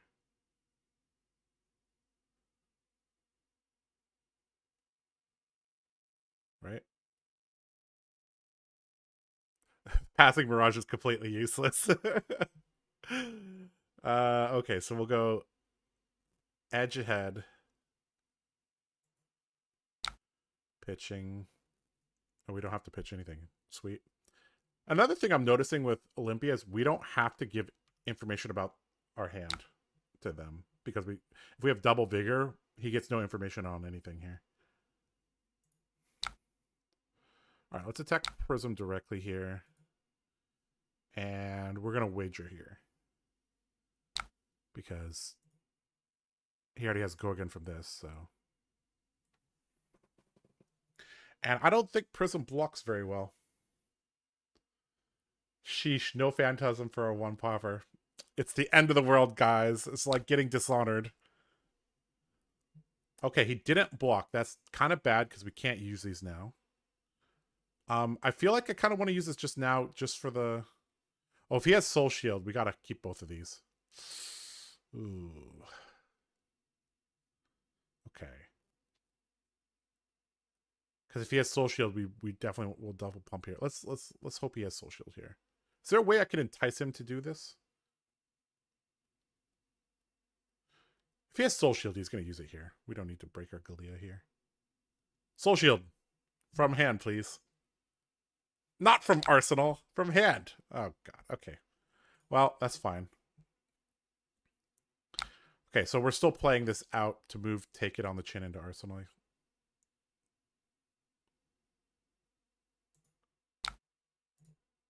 No reprise. Very sad here. Okay. Now let's... I guess we attack the Merciful Retribution here, right?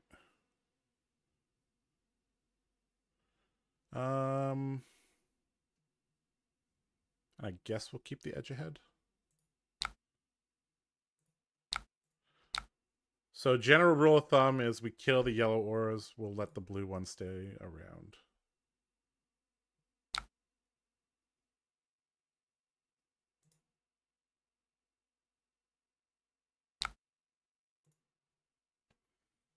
As Olympia, which version of Prism would you rather see, Luminaris or Iris?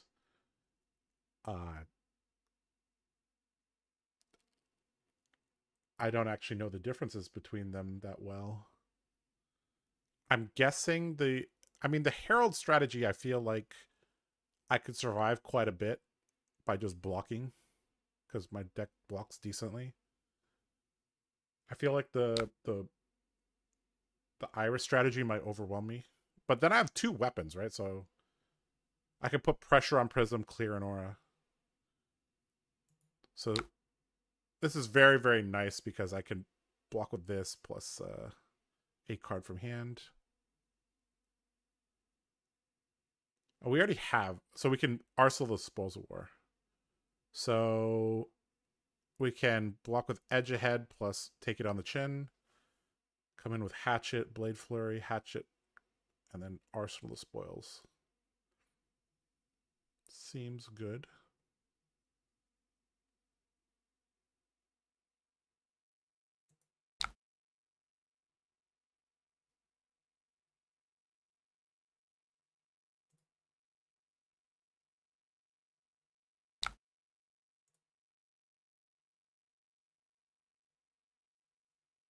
We took the air edition on the chin, guys.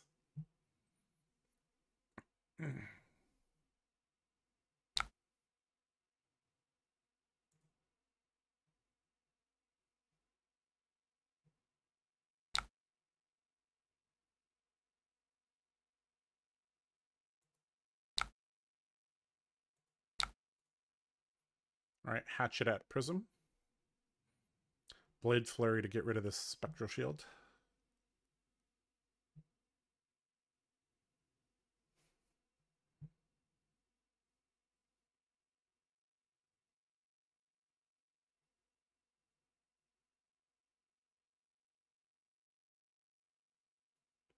So the only way they can trigger this is with Halo plus attacking me with these, right? Genesis as well, right?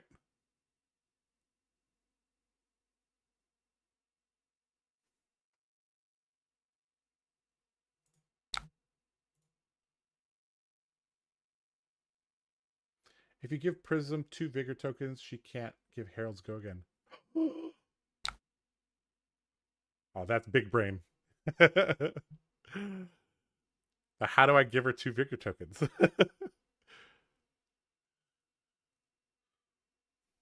I guess she could Halo, right? To use one.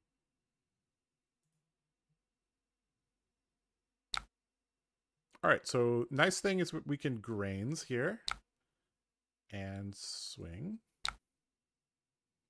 Do we clear this? There's no reason to, right? We want to be playing our Nourishing. And we need to pressure her life total down.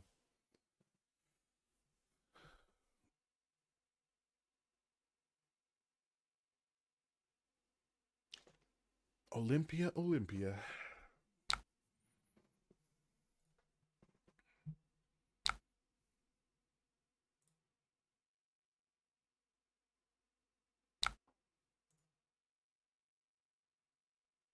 Oh, baby, we got commanding performances up the wazoo. Okay, Herald of Ravages. This kind of feels like maybe the what's it called?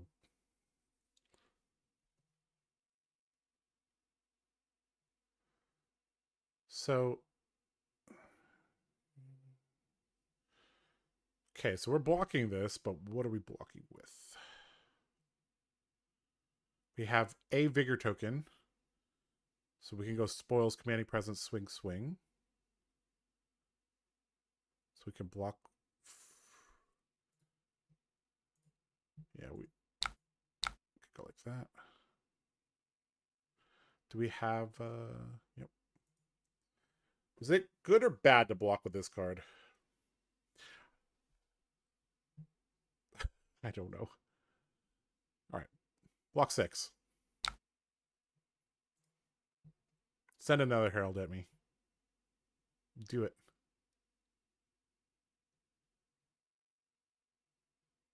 Sure. Okay, so... Could block with Galea plus Dynamos and a card.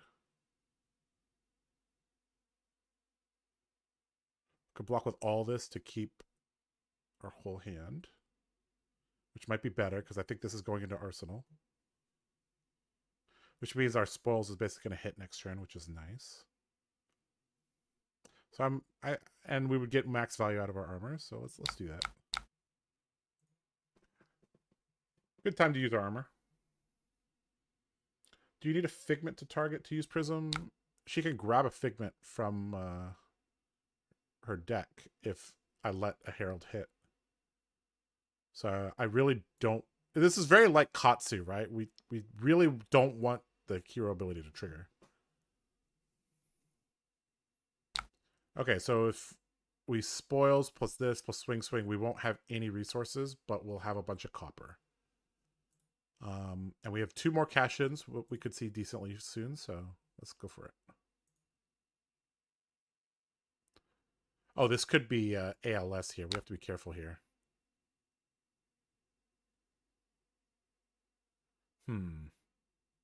Well, if it has, if she has ALS, like, so be it.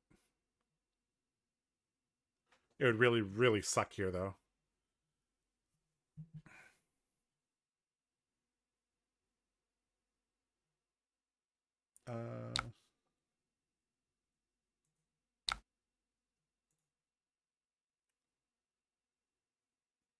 You do need a figment in the deck to put into the arena.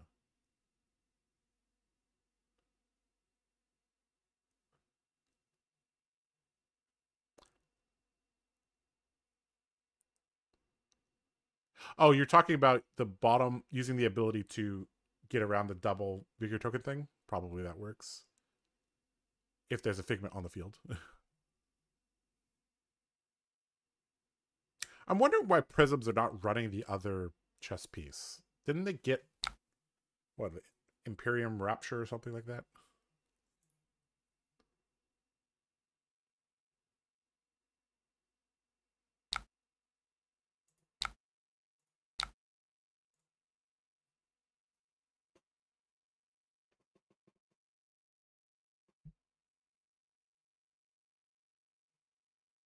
I don't think Prism has any non-attack 3 blocks, right?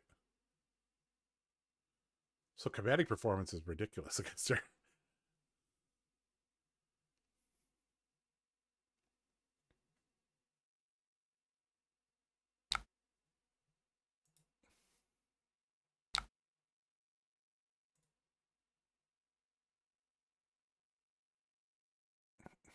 Okay, there's the cash in. Ooh, that lined up real nice. We've got Spoils Award double hit in for cash in here. And that's going to rescue this really bad hand.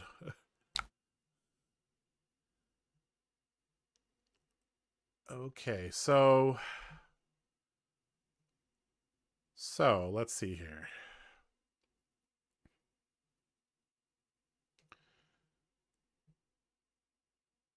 So we want to save the Blade Runner because we don't have Go again, so we want to block with these.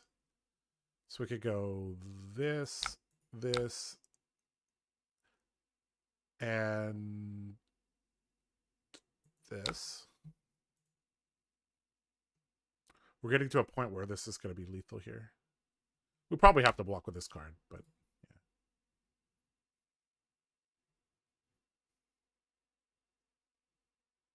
yeah. Okay, Herald of Triumph. I think we just let this one hit, or do we double block here?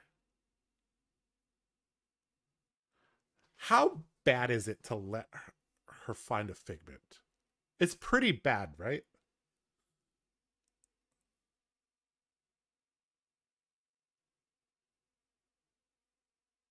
All right. You know what?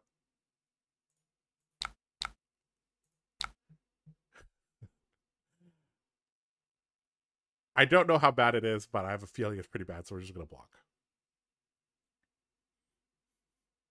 Let it hit and find out.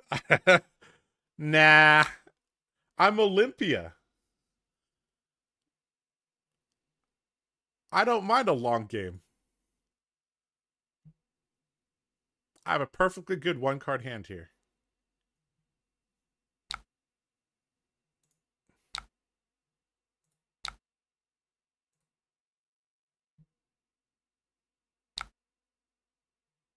Oh, JK, I don't. Do we break the gold token here?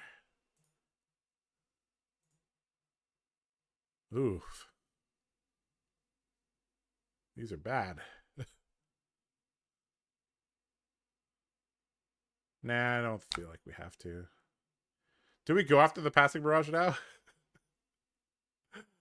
Or do we send 2 damage at her? I guess we send 2 damage at her.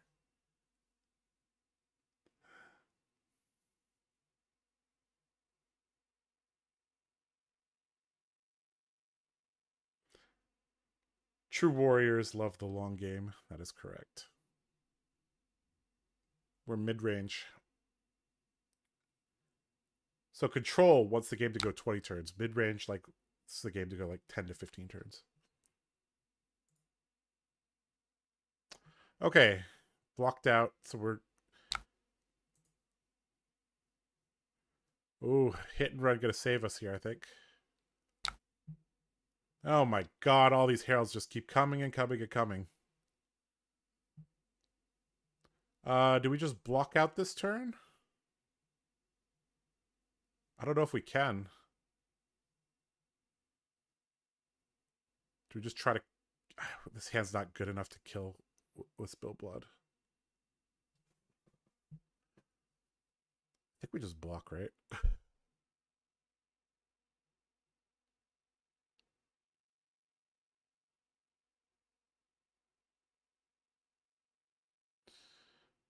Yeah. I don't know what to do here. I really don't want her to tutor.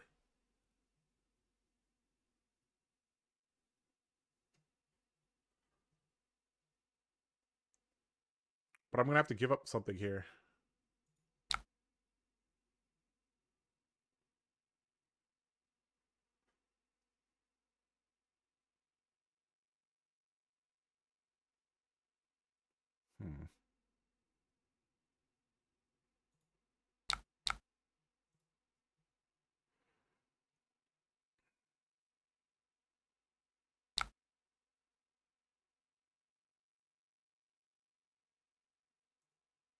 This Herald Aggro just doesn't stop. Oh, another... Okay, Pierce Reality. Okay, that's kind of annoying. We got to kill this. Okay, so we have an option here. We can blood run into the Pierce with the axe. Or we could hit and run Prism. Maybe make a Vigor and then swing the next attack into this. So that means we won't have go again next turn if we do that.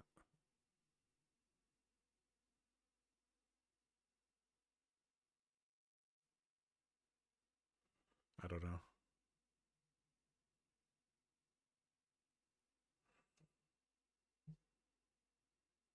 Let's try it. Let's try this way. We'll play this.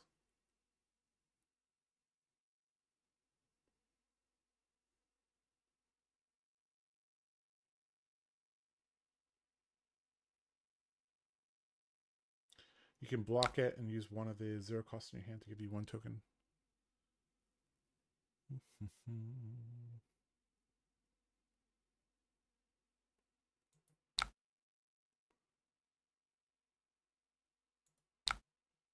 Okay, we're taking out an aura here. We haven't seen them play Genesis yet.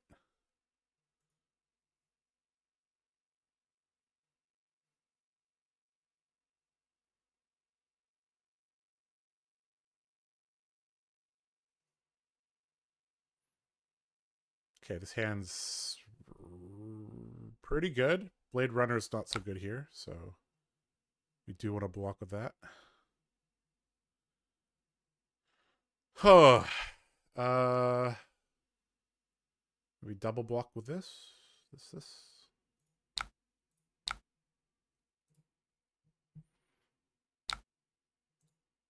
All right, the next Herald is just hitting here. We don't care. Yep, go ahead. Okay, guys, let's see how bad it could get.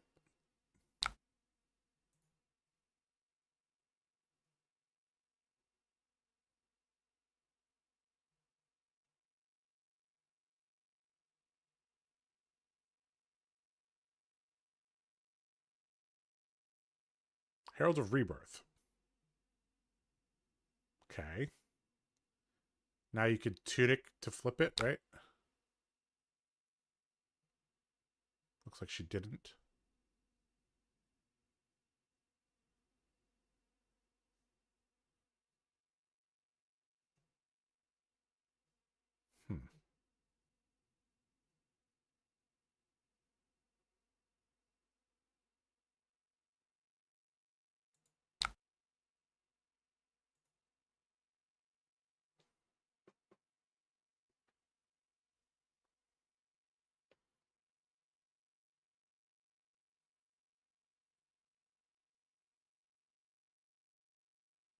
I'm always very nervous playing against Prism because even though we have a good life lead here, like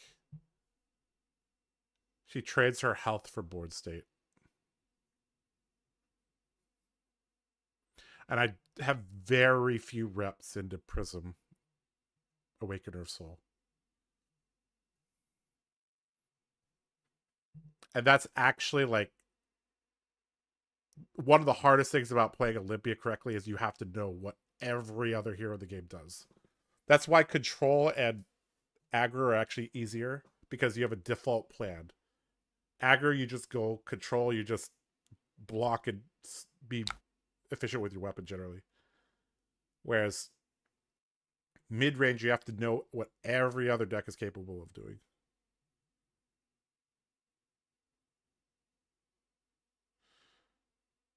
All right, we'll Blade Flurry here.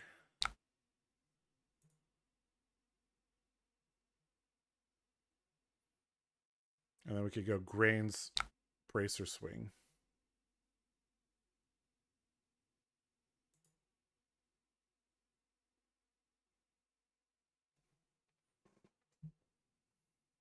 Why did this Prism grab Figment of Rebirth? All right, Halo Pop here. For what? Okay, Halo Pitch Warmongers. Resolving Diplomacy. Put, I think, I don't know, put something into the soul.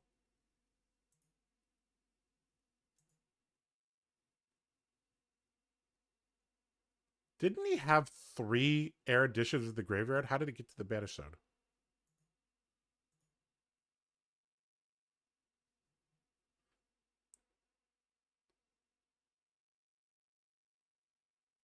Okay. Whatever. Sure. Okay, so this is actually denying me 2 value here. So that's kind of annoying.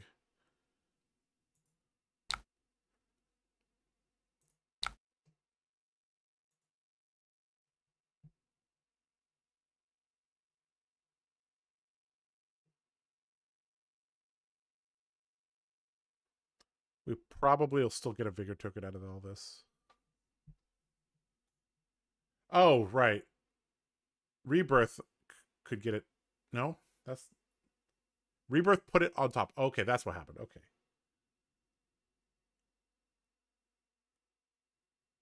How do you play into Prism matchup without poppers? Just block out? That's what I've been doing.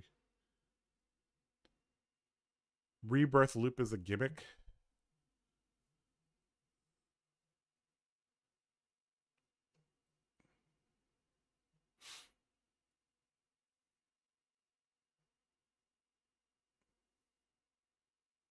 I know that exists, but I'm not too familiar with it.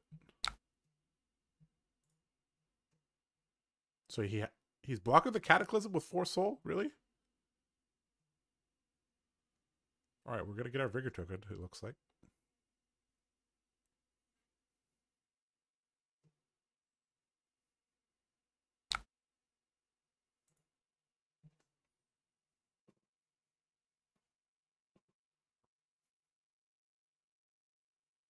Alright, we got our Dominate here. But that doesn't do anything. He has all this ward.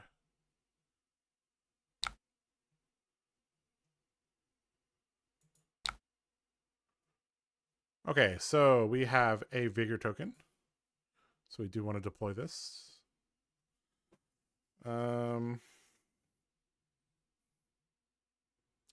This will force one of these to flip, right? Basically.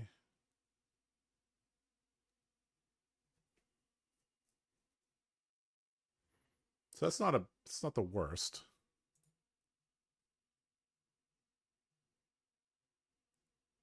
He's probably flipping one of these this turn, though.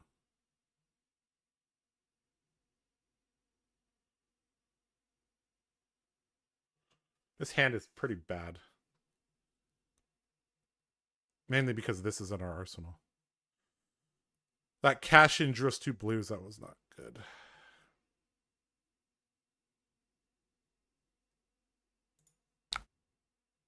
feel like I want to block this. And just send the nourishing.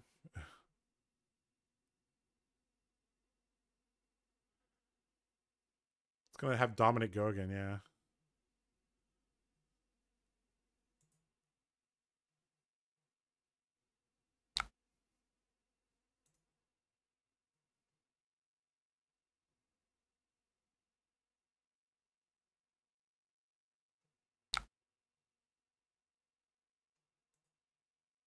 Alright, so I presume he's going to pitch and flip one of these. Oh, no, really? Really? Okay, I did not expect that. Sure. It hits. Go draw your card.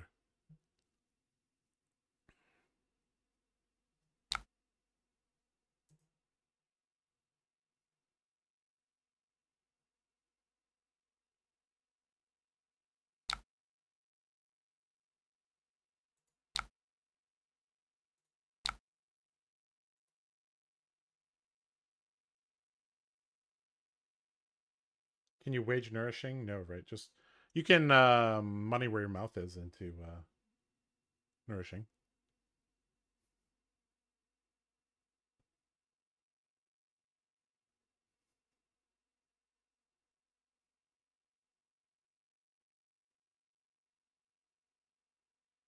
Snatch and Prism. I've seen it all now. Yeah, normally I could predict the opponent's attack pattern, but I didn't. I did not expect Snatch from Prism.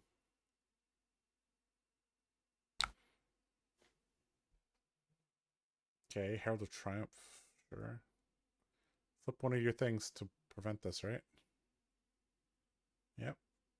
Banishing a card from Soul. Sure. Hey! Soul Shield going into Soul. Okay.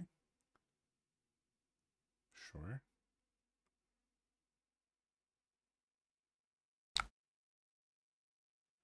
Okay. Sure. So this will pop. Okay. Now we can hatch it into her. Maybe get a grains off of it.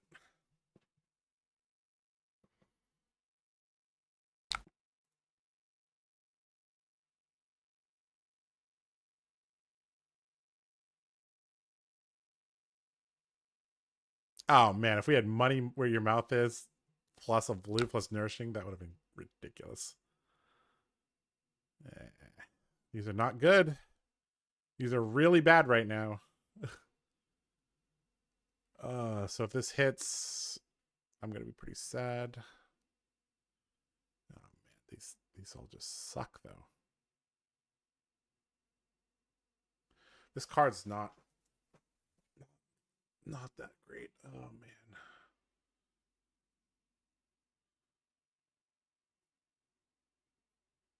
We don't have go again. That's the issue. This card has been a giant thorn in our side. We haven't been able to move this out. We really need to get this out of our arsenal. Oh boy. Can we just fatigue the Prism at this point?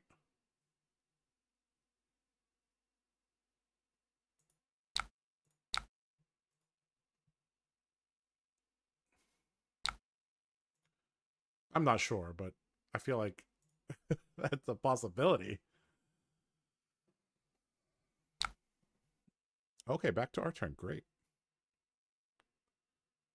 I kind of want this out of here. There could be an ALS here. So it's less punishing if yeah. There's a chance this agility token actually works as well.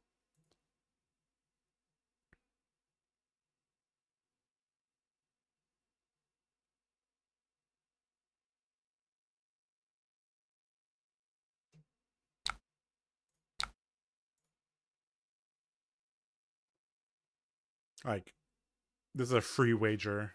This is free rolling.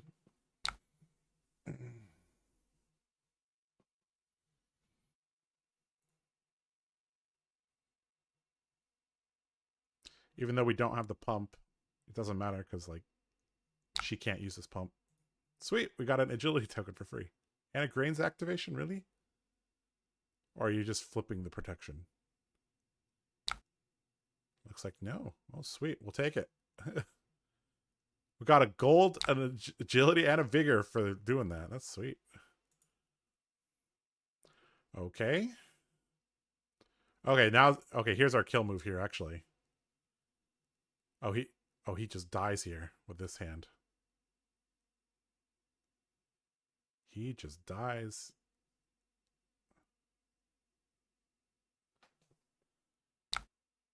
So let me calculate this. So we double down on the second attack. Money where your mouth is on the second attack. In the swing on the second attack. But we need 5 resources to do that. We don't actually have 5 resources. We have 1, 2. Yeah, this costs 1, this costs 1, this costs 1, this. But this doesn't cost anything. Oh, we only need 4 resources. My bad. So we're good here. Spill blood swing. Double down money where your mouth is swing in the swing. And then he dies. I think.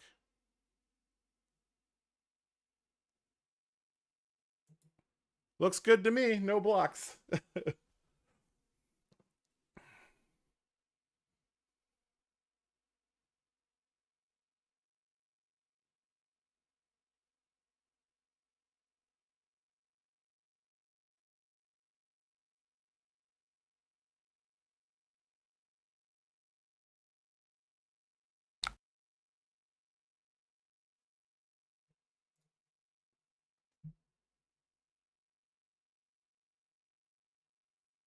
Okay, he found Herald of Erudition. Fine.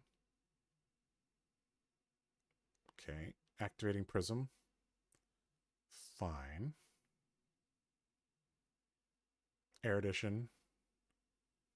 Fine. Draw 2. I don't care.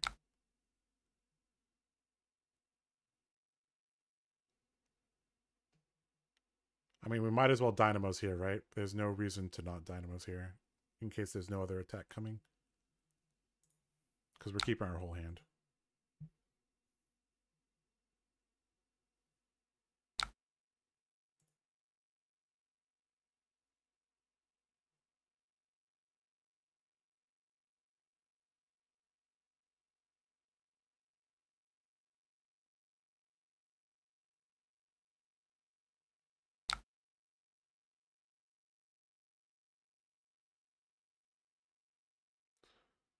Okay, spill blood.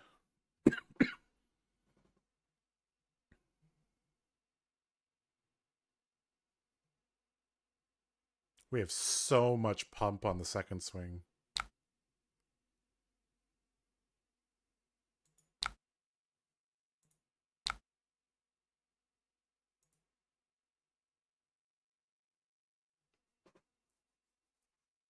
So he has to give me Tunic here. Or no, so he doesn't. This will just pop. Okay. That's fine.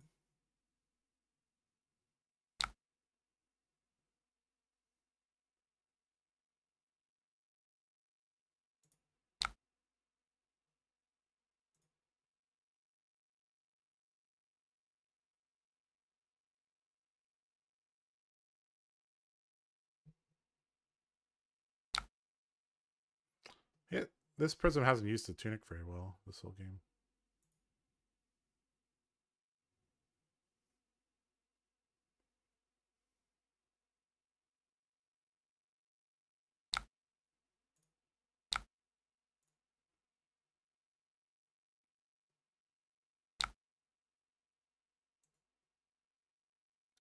This is going to hit him for 14, guys. Jesus. What a finishing move. What a finishing move this is. This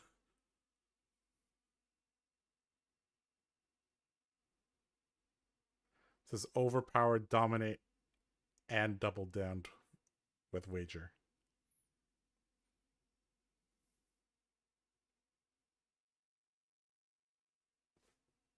Talk about in the swing. That is completely right.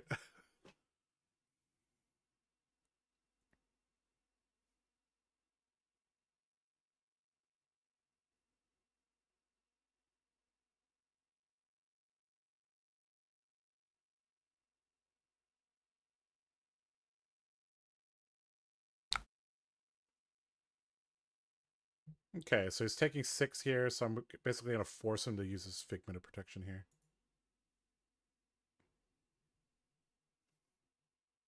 Oh, he has no soul. He's just dead. Yep. Okay, unless he has Soul Shield from Arsenal. Okay, fine. Fine.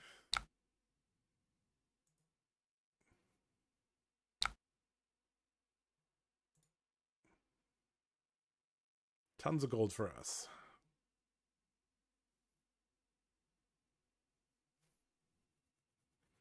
I can't believe he survived that, and he's getting to attack back for 7 here. That's nuts.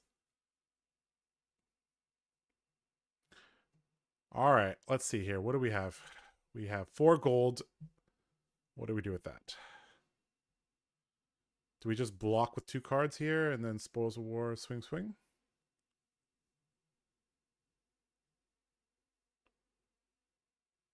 Because we don't have a Vigor, so we can't really do much. I think that's the play.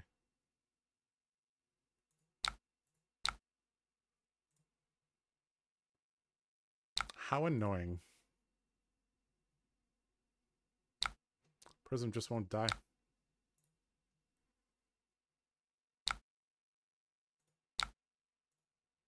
Come on, Prism, just die.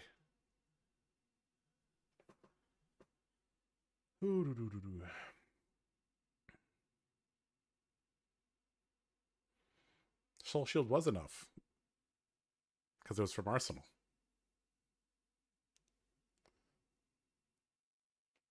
I think Overpower says from hand, right?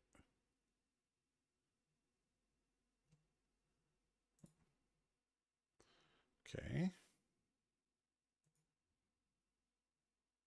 Chipping him down here.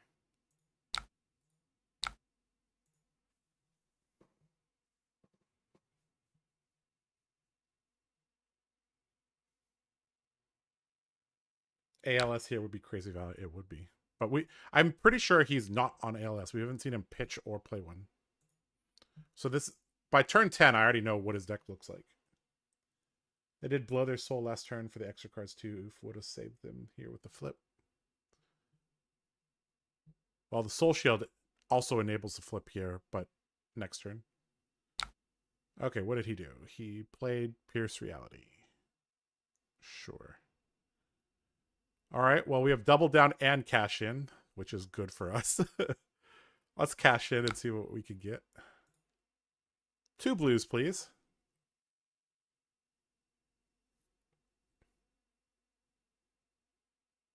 Does Prism probably play 1 or 2 ALS, not 3, right? So it's possible she has ALS. Overpowers 1 action card, yeah. So it does. So Soul Shield's fine, yeah.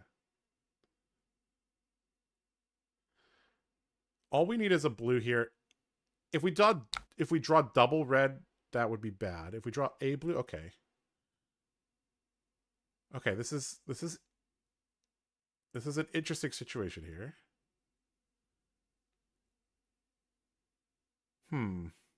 So do we put all of our focus on our second attack here? I think we do. So we have money where your mouth is, double down. That could just do it, right?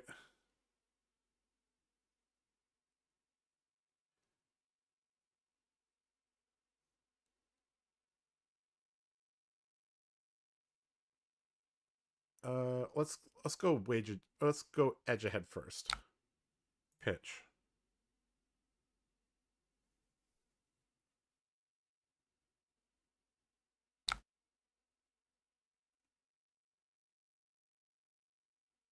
Okay, double down. Paying a gold.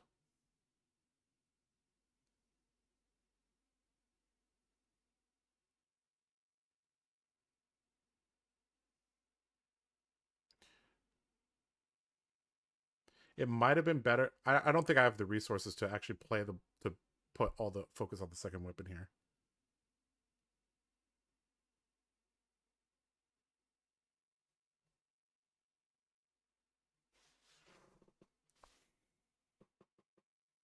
Why not edge ahead plus Blade Runner double down the second hatchet? Because don't think I have enough resources for that. I'd have to pitch a red for that. That might have been better. I think I needed 5 resources. Yeah. Okay, so let's just swing here. This should kill him, right? Wait, I could pump again here. And then attack.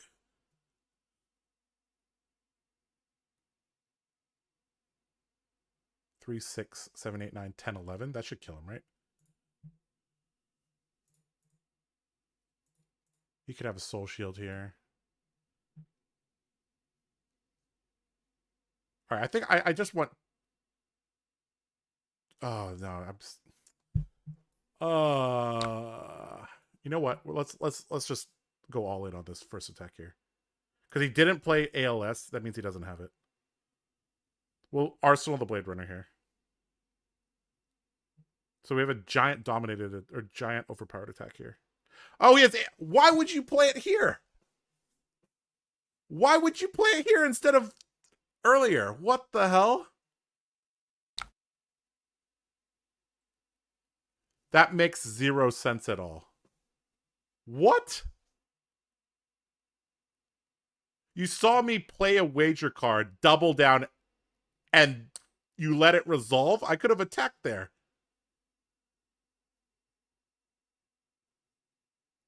There's a reason I did the money where your mouth is into double down.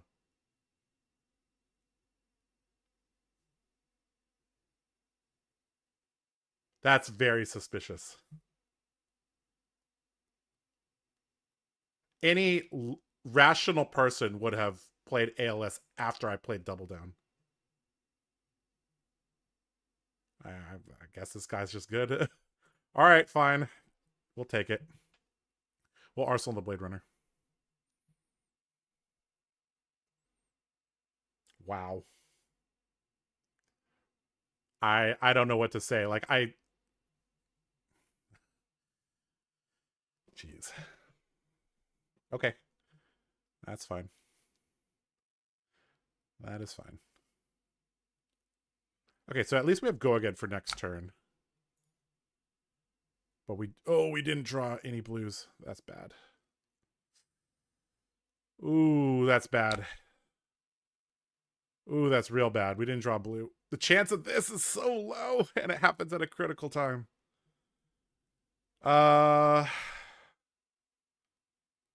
So we need 3 resources. So we still have a play here at least. So we can Blade Runner Iron Song response on the back attack.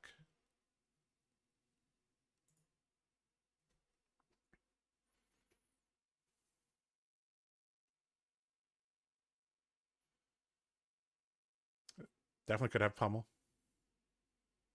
First mistake, assuming people are rational. Like, I literally took like 20 seconds to think, like, okay, if I play Money Where Your Mouth Is,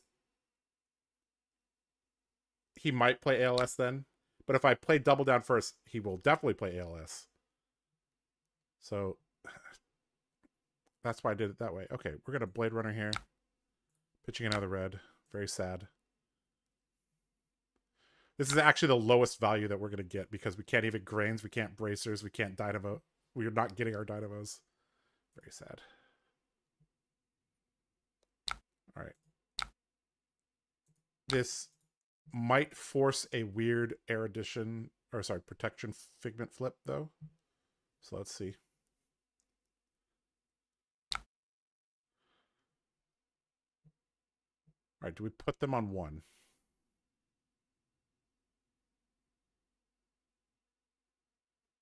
No. Just Arsenal this.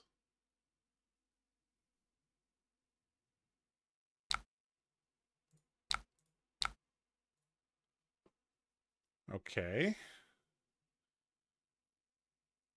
Oh, this is not good. We don't have go again. Ugh. Oh boy.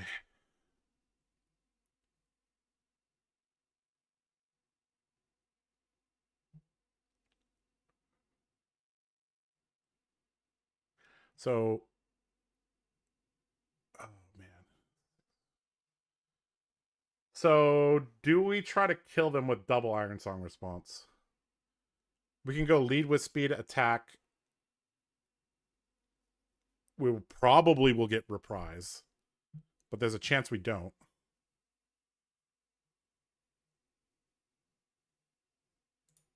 Blocking with dynamos here makes it look like we have go again in our hand, but we don't.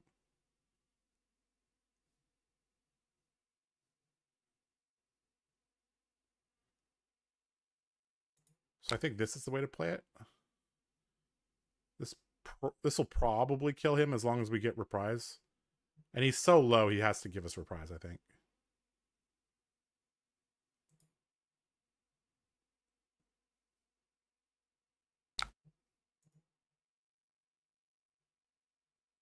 Is ALS a one of in most Prism lists? Is that just how it is? Okay, so he found Figment of Ravages that pinged me. Okay. Okay, lead with speed. And then attack with the hatchet.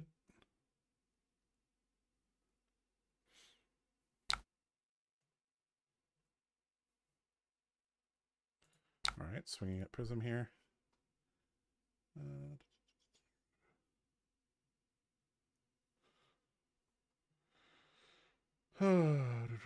Was the play there to pitch two reds and pop the gold and try to draw blue or yellow? That was definitely a possibility. That might have been better, actually. Especially with 17 cards left, yeah. Okay, so a single Iron Song response doesn't kill him. Double Iron Song response forces him to flip one of these to stay alive. So I think we do it.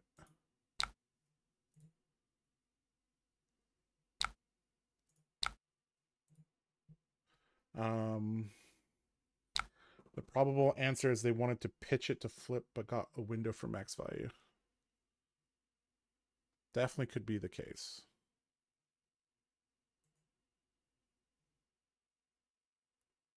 He said he can block with Angel Protection if you swing for 8. Prism is my friend. With Angel Protection. I see. Cool. Okay. Okay, so Prism activation here. Gonna flip something, and then we'll deal 1. Is that... Am I reading this right?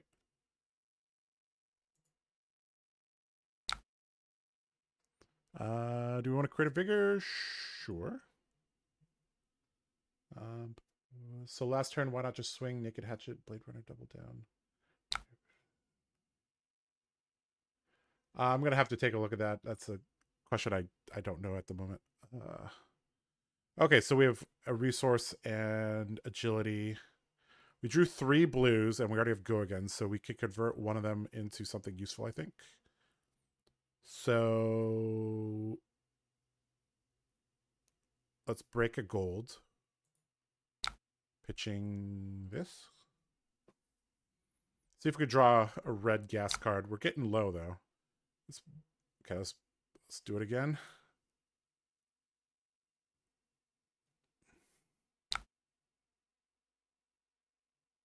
Okay.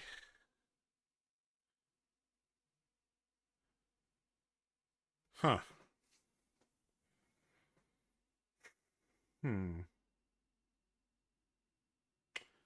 I think we break a copper token here, right?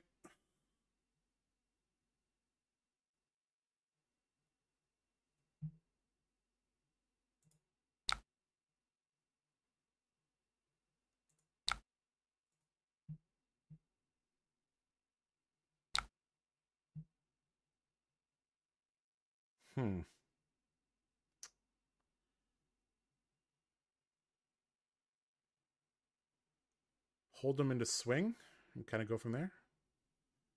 Do I want to give another window for her to play ALS?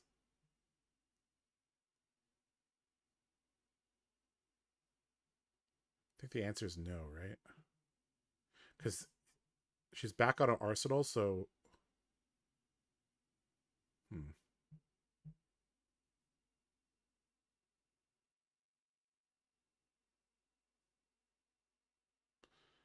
It's very unlikely Hold'em hits if I don't. All right, let's just go for it here.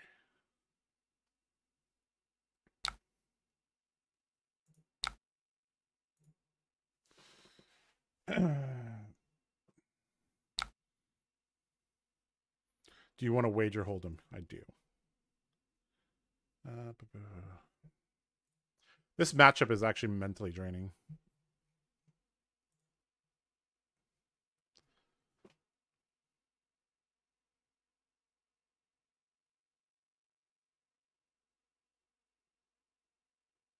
Okay, Blade Flurry, Iron Song response kills here, but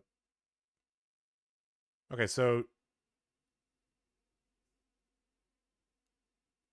if I Blade Flurry, he'll go to 1. So I want to force the flip now, right? To get max value from denying max value from Ward 4. So I think that's what we do. Do we glint to draw? No, we don't. All right, Blade Flurry.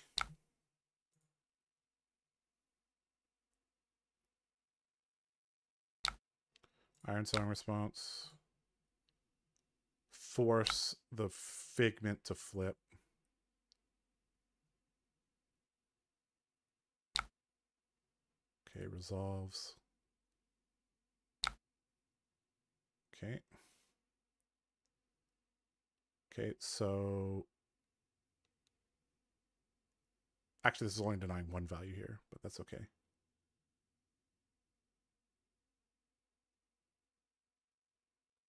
Okay.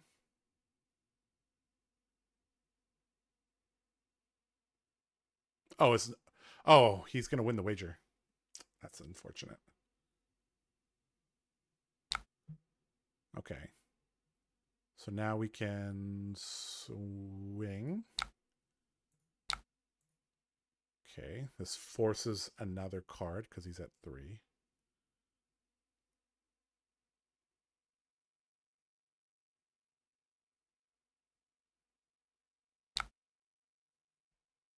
Good game? Really? Did I get there? Yeah. He just has Merciful in his hand. Okay, and Genesis. GG. Holy crap, guys. All right, turn 15. That's, again, just like the other games ending around turn 14, 15. Jesus. What a game. Okay, if we didn't get blown out on that turn, we would have had a pretty cool ending, but we had to grind it out here. How many gas cards do we have left in our deck? We had no relevant attack reactions left. Ooh. We had 3 reds. We were blocking a lot. Yeah. 3 Command and Conquers, I think, would have changed the game a lot. Because I never got to pop any of these heralds the whole game. I was reliant on my armor for like the first 8 turns, and then the armor broke, and then all the heralds started hitting. Okay. Yeah, I pitched 3 reds in a row. But that wasn't coming around for a long time. That's actually something I didn't do very well during that game, is I didn't keep track of when my pitch stack started. So I would have known if I was going to get anything by digging with the copper and gold. Use gold better that game. That's true. But I still haven't used my helmet properly. Like I don't know. Playing against Prism is the fatigue. Yeah, that's true. I run 3 Fendels Fighting Spirit in my Kasai list to play around Triumph Herald Figment. Okay, yeah. That's actually something that's interesting. It's because I didn't even have poppers. It made the Figment of Triumph and the whole Halo thing kind of irrelevant. Same, don't leave home without 3 Fendels plus Remembrance. Thank God I don't have any warrior stuff. I want to play Olympia now. Wow.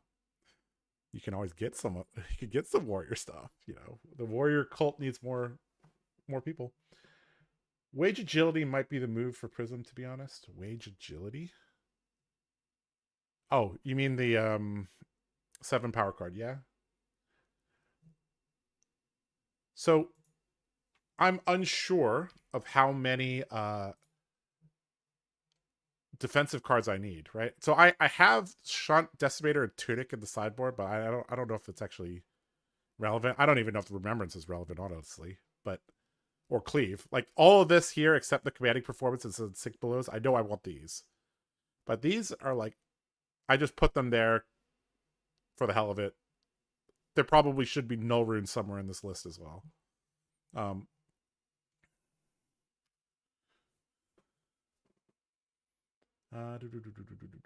Temper 2 is all you need sometimes. Yeah, this helmet has only I have not used this ability yet. And I've played like 10 games.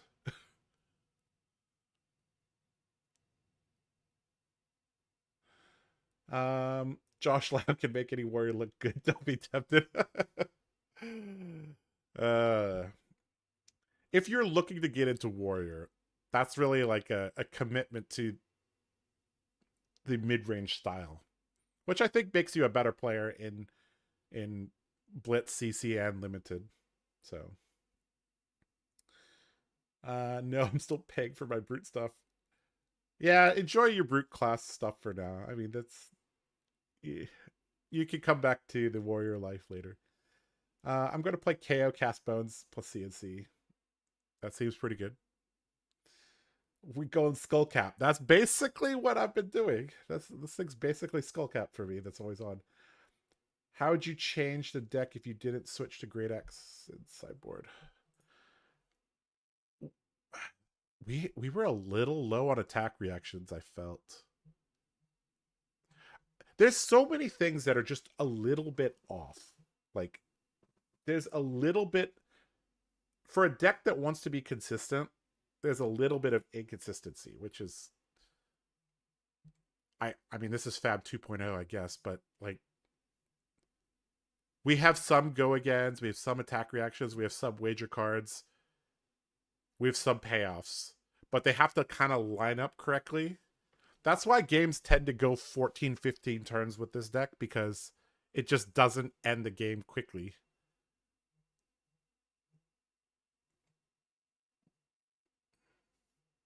Time to overpay for some dynamos? Oh boy.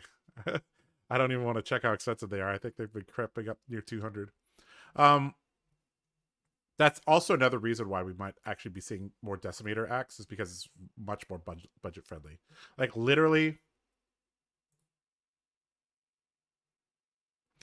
half the deck's price almost is the Dynamos. Like, well, not that's not true because none of the new cards have prices yet, but like everything is pretty cheap. Uh, if you're a warrior player, you already have Spoils of War. Nourishing Emptiness is $13 now. That must be because of Kasai. Yeah, cash in is very expensive for a rare. Yeah.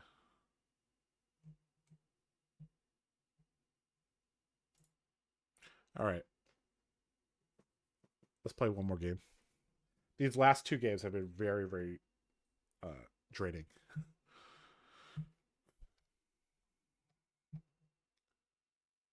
All right. Again, I will copy the link for you guys.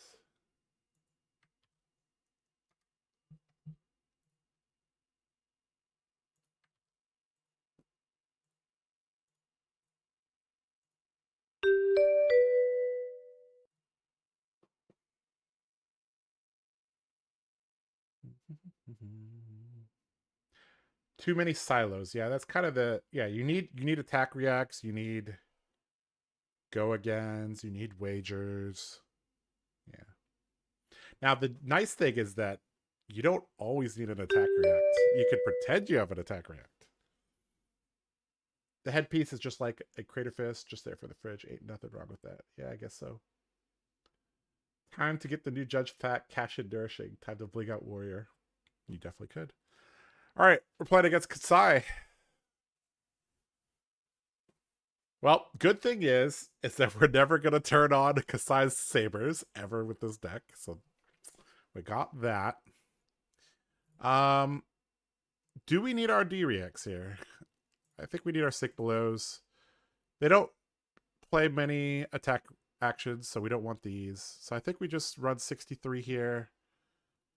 Yeah, looks good to me.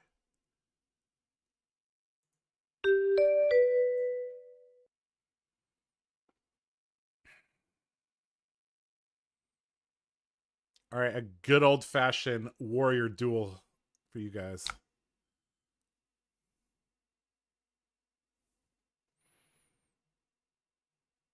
All right.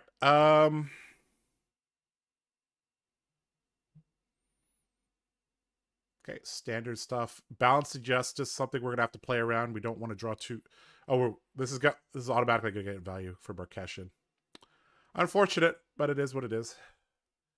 Okay. Saber Hot Streak. Do we attack turn 0? Probably not. Letter filter? Probably not, right? We just arsenal this, I think.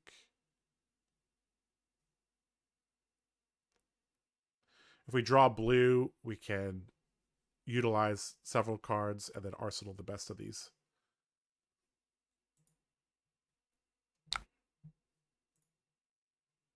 Okay, we did not draw blue, so we are blocking with our whole hand.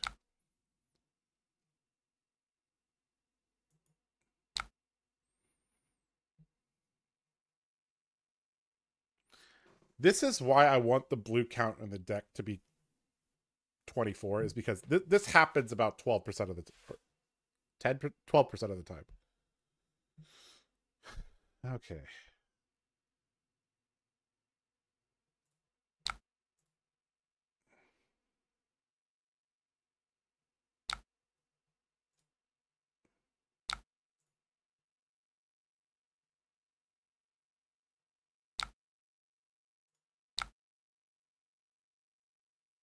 Cash in blood on our hands, go to the bottom. All right, so we're gonna get a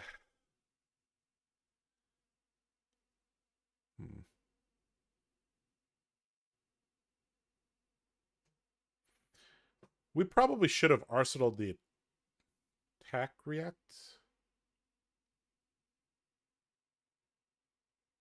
No, this is easier to get out of the. All right, we're just putting Spoils of War into our arsenal. That's all we're doing here. Okay.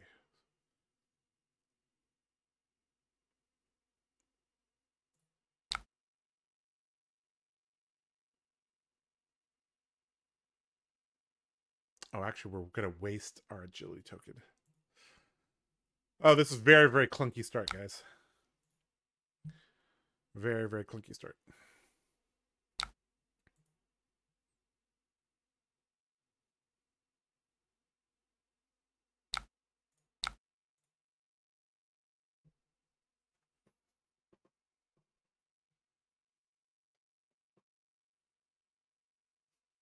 Oh, 5 red is less than 12%. Yes, 4 red is about 10 to 12%.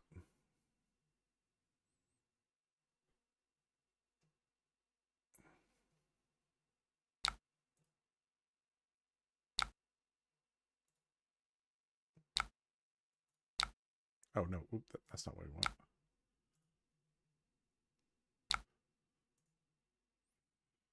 Okay, we drew this too early. Ugh. Okay, so we could sink it away, which is not too bad. I think this hand's just blocking, right?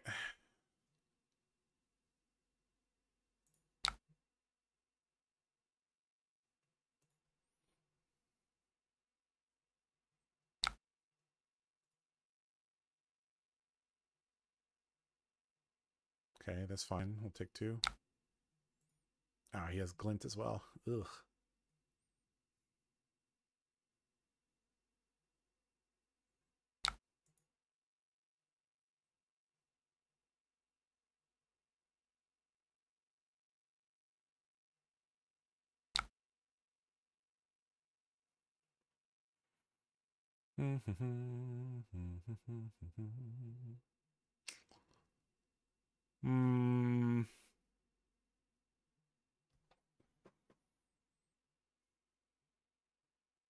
Spoil swing. Arsenal the cash in, maybe? It's very unlikely any of our attacks hit without a pump. I think we just gotta save the cash in for later. Missing value here, unfortunately. Because we're not blocking with dynamos. I mean, we might as well block with dynamos. Like, plays around Blue Iron Song, I guess.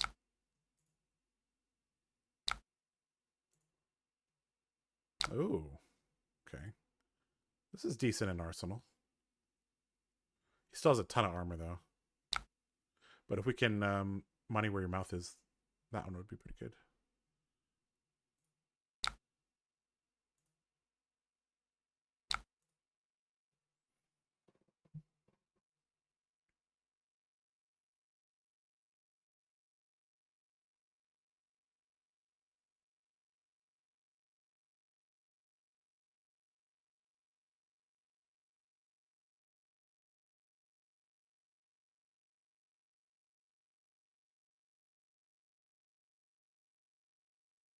So I did sync, so that gives him some information that my hand is not perfect.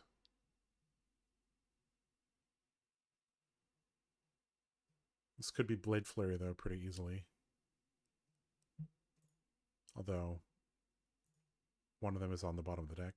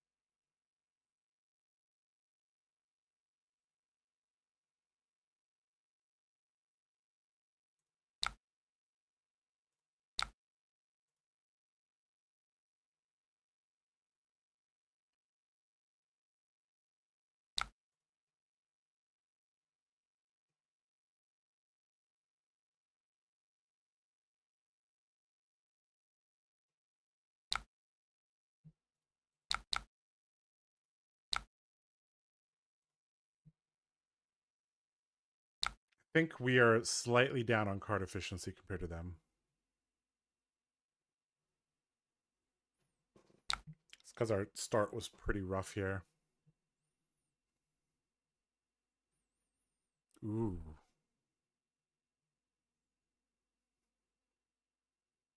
Ooh. Ooh. Ooh, I like this.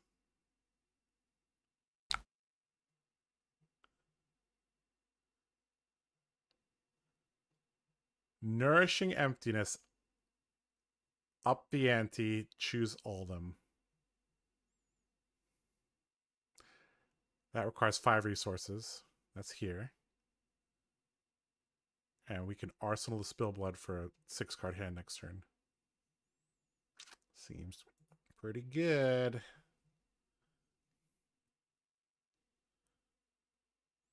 Hey, played around the glint. By accident.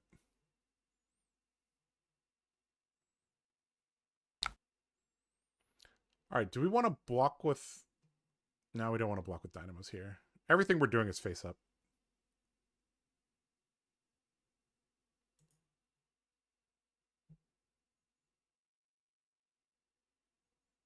Okay, we took a ton of damage here.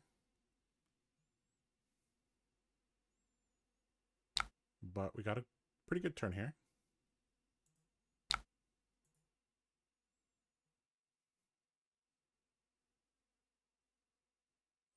Okay, all the armor going to jump in front of this.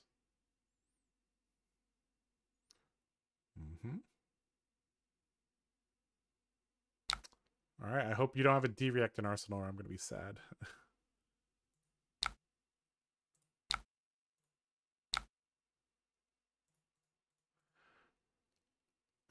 Choose all 4 modes.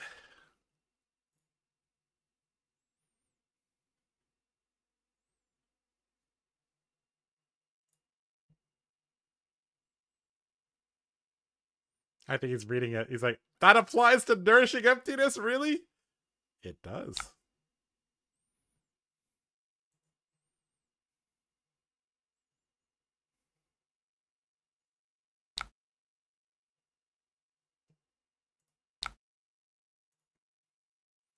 All right, 6 card hand, baby.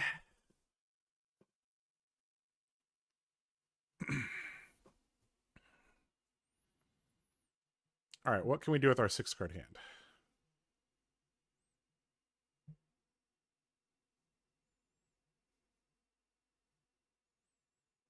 Okay, so what I'm seeing here is we really want to block the... So he's using verses on the second attack. And he's played 2 glints, so but he still has 1 left. So we really want to focus our attention on the second swing. So just... Yeah, we just let this hit. But what are we doing with our hand? We have an agility. We have a vigor. So... And we have gold, so we could double... We could double down, and then we can use our helmet finally. We can finally use our helmet, guys. Oh, and we could even up the ante to... Oh my god. Okay, guys, we might actually use our helmet finally. Okay, so no blocks on this one. Cool. Hey, we played around another glint. That's pretty good. By accident.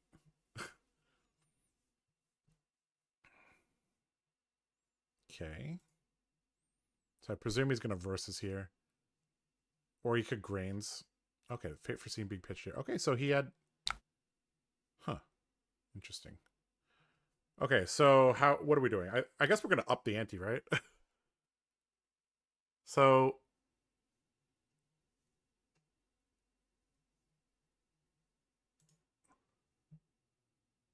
So we have access to 1. We have 7 resources. We don't have to pay for this. So we pay 1 here, 2 here, 3 here, 4, 5, 6 here, 7 here. So we'll end the turn with Sink Below and Arsenal. Sounds good to me. We'll block with Dynamos.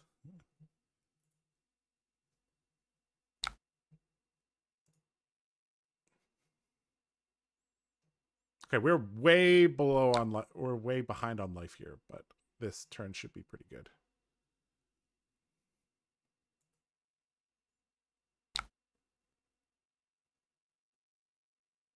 Oh, and this is so sick because this can wager at instant speed. Oh, that's disgusting.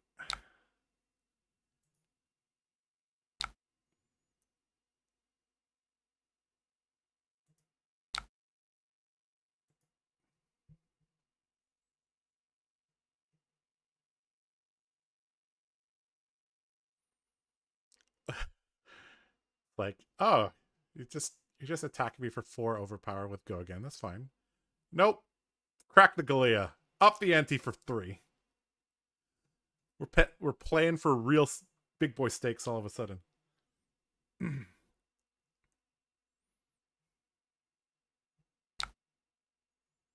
Okay, throwing a bunch of armor in front of this. Kind of indicating he has a D-react here. So if we up the ante on this, plus I mean, it's just suddenly adding so much power here.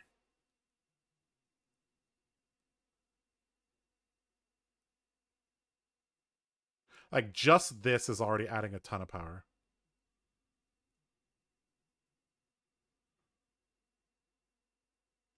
And this will bait out a D-react, so let's just do that.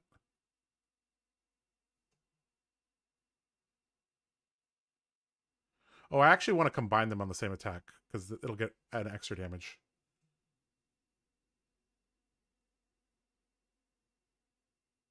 So do I guess I can up the ante first, and then I can save the Galea for... Now I want to do it at the same time. Well, it actually doesn't matter. We're gonna have to do everything at the same time. It doesn't matter. All right. We choose everything.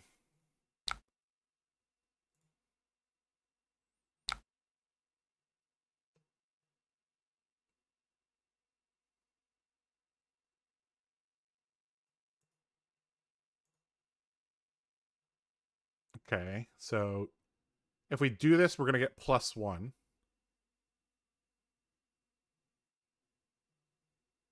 But, and an extra gold token, but maybe we don't need to use this yet.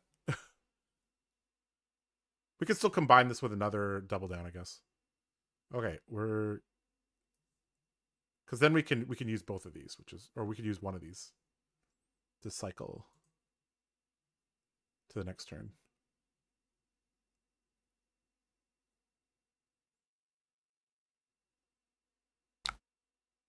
Okay, so Fate from hand.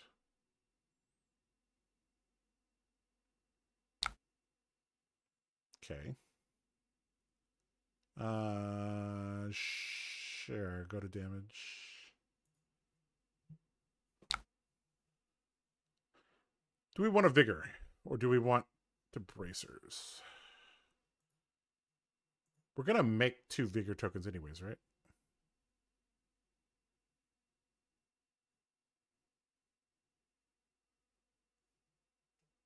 Do we need 3 vigor tokens? Or do we want the damage from the bracers?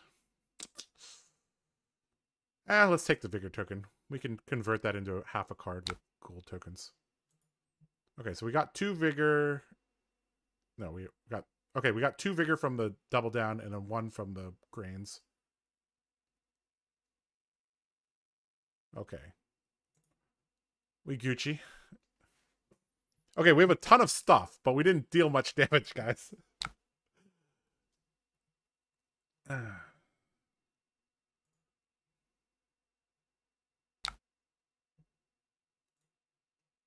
But we have a ton of gold now, so that's good. Okay, so we need the game to go long enough that we can actually use all these.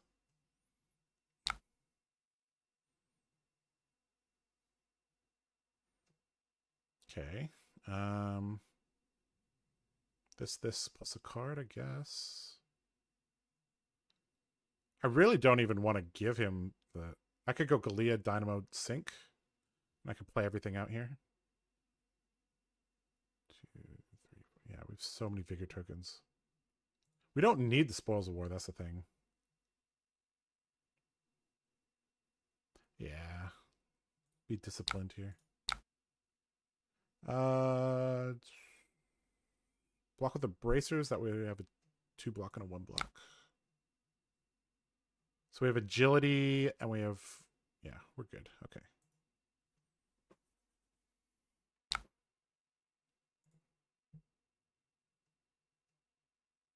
Okay, we have 3 resources now. So we can hold them.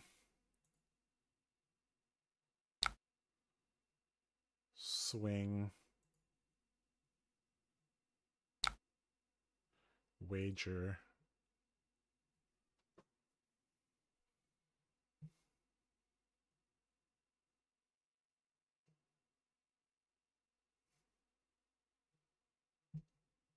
You guys in chat are awfully quiet.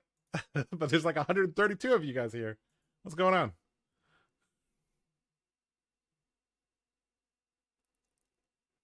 Maybe my chat froze. I don't know. All right, Blade Flurry here. Going to get pretty good value here. We have so many resources. I'm wondering how we can dump 1 into this. 2. Yeah, a little bit inefficient here.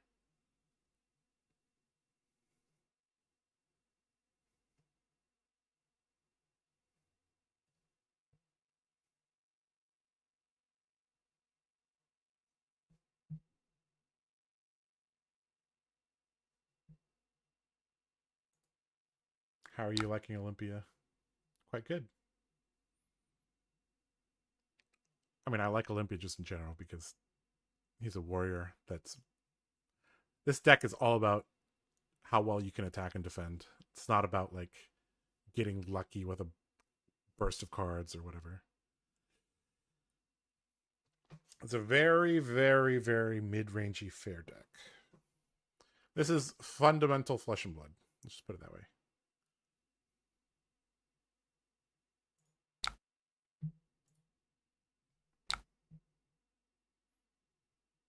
Okay, so we're going to hit here, which is good.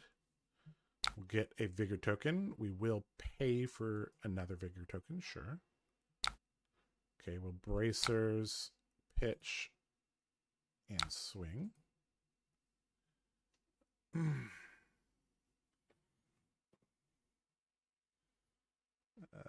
Waiting for the get wrecked nerd. That might be coming. I don't know. We'll see.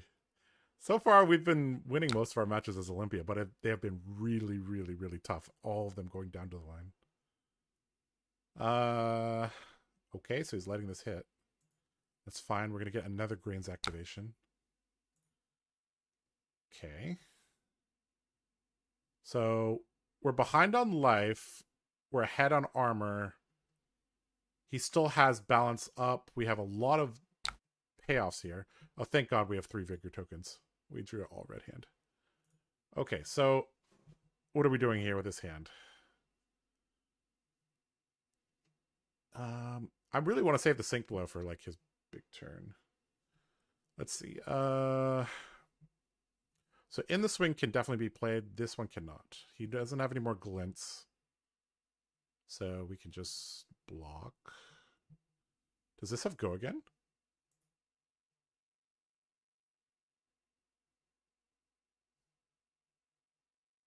No. Wait, what? What? So there's no this could be shift the tide of battle. Okay, let's I feel like we're going to get value from our responses either way. So if he doesn't block, though, we lose 6 value. But it's a Spoils of War turn. Like, he should be blocking. I guess we can crack a gold and then see. Because we really need a blue.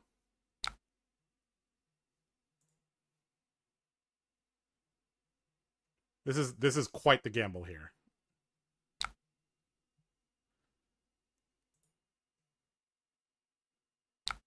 Okay, we got a blue. Sweet. We're in business now. Okay.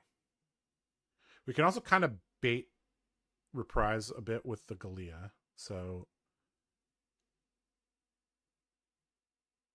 okay, let's see if we can get him to block a bit. At least he has 2 chances to block, which is good for us. As long as we're getting 3 value out of these cards, we're happy.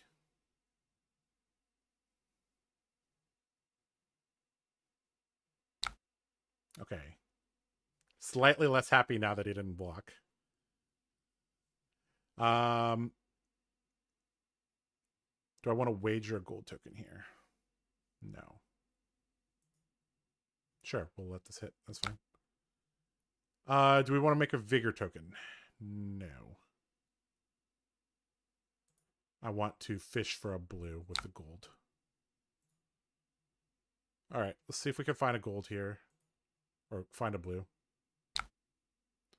Okay, we could not. We could pitch the response to swing. Pitch both response. That's pretty bad. We'll do it like this.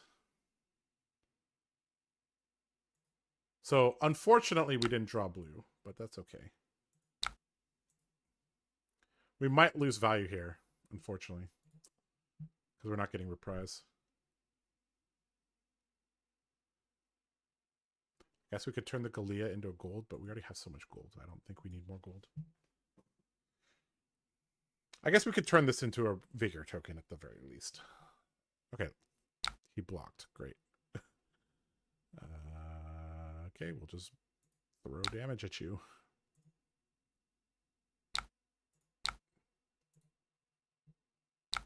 Okay, so this Kasai player doesn't have any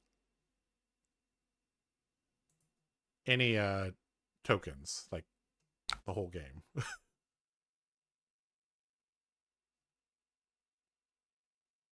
I'm just waiting for her to activate this ability so I can like use the sync below. Our pitch stack actually might matter here. Let's see. Let's try to set this up properly. We'll go blue, red, red, and then we'll hopefully pitch another blue to make that a decent stack there.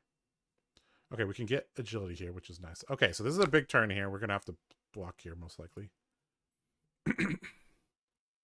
This protects us against Blade Flurry. This is really nice. Okay, so this plus a card is what we want to do. We're going to double down next turn. So we block for 4. If it's Blade Flurry, we block it with like that.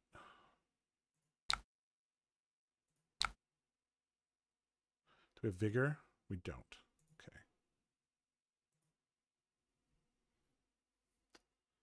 Okay. I did play an edited version of your list, and I managed to outrace a Katsu. I think things line up. The output was decent. I was impressed. All right, Blade Flurry as we expected here. Sure, we'll let that resolve. See if he has any more reactions. No. Take it on the chin. Going to be MVP here. Denying a ton of value. Okay. Next attack going to be for 3, I think. Okay, hit and run going to be for 6 here. 7, sorry, because of the Blade Flurry. All right, we're not blocking this. Oh, we don't have enough resources. Oh, we do have enough resources. We could wager at instant speed here. Oh, that's so risky. Oh my god.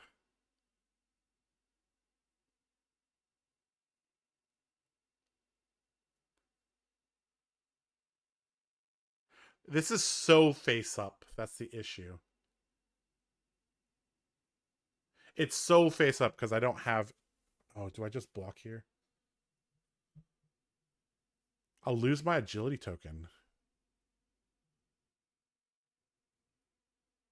Maybe I'm supposed to sync below, double down block here, and just attack, play really mid-range and disciplined here. I really want to play the double down, but it's too face up. All right, so we're just gonna block this out. Be disciplined. All right, sync below. Time for you to shine.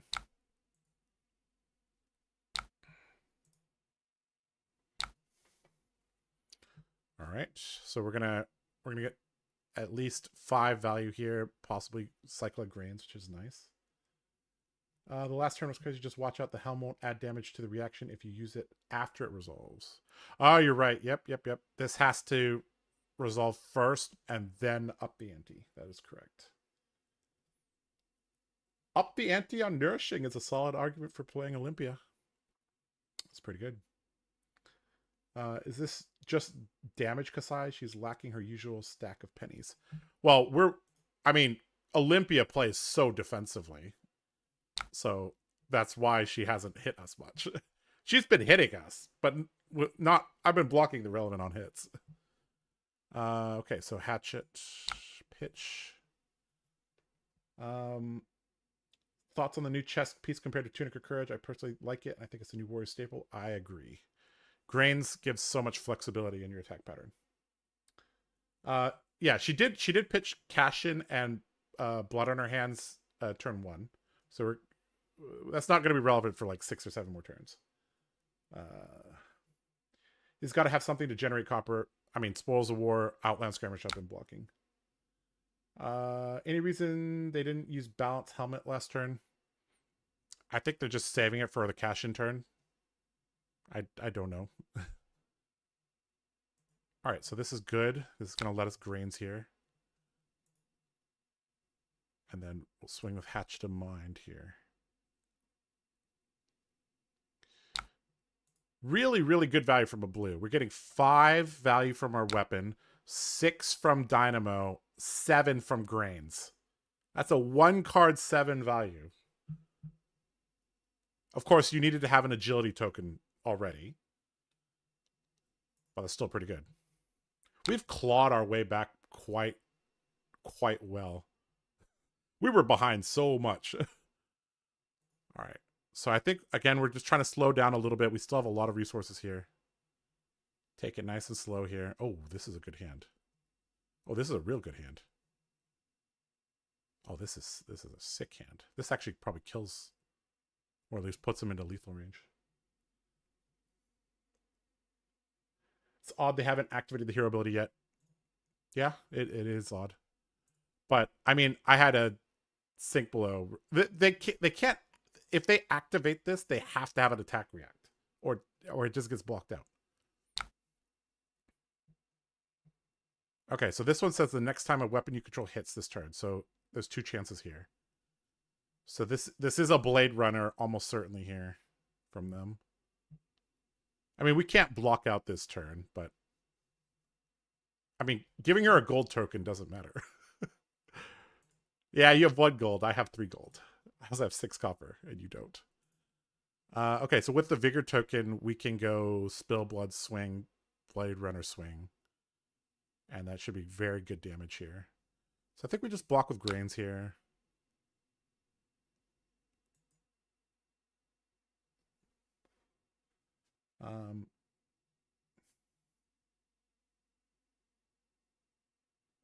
You're still sending 1 card 5 with unhit grains. Yep. Okay, so yellow Blade Runner here from our Kasai. So this will come in for 4. I love how Agility Vigor might give a subtle but noticeable power boost to the heavy hitter classes. Yes. It's like a talent that... It's like a talent without being a talent.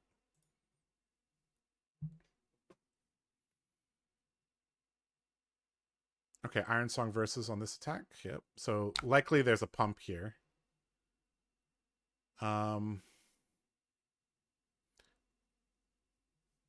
What type of pumps do they... We haven't seen in the swing for a while, so it's probably in the swing. Could be Iron Song response. This feels like in the swing though. We can't block this out. She'll have a courage and a gold, but that's fine. This in Arsenal is very valuable, so we'll just block like this. In the swing here. Yep. As predicted. And maybe even a second one, but maybe this is a D-React they want it in Arsenal. D-React in Arsenal here would be very, very, very good timing there. Okay. Okay, so they got a courage and a gold. That's fine. And they got a vigor from the extra resource into grains. We're using grains so much better than our opponent. Like, this is the first time they've had a vigor token in a long time. Okay, we're just going to do what we said we were going to do. We're going to spill some blood. We're going to attack with Hatchet of Body, pitching a blue. Flesh and Blood is so meticulously balanced that just turning a couple numbers up by 1 can change a whole lot of classes. Yes. Okay, so they do play Shift the Tide of Battle as expected. All right, so we'll go Blade Running.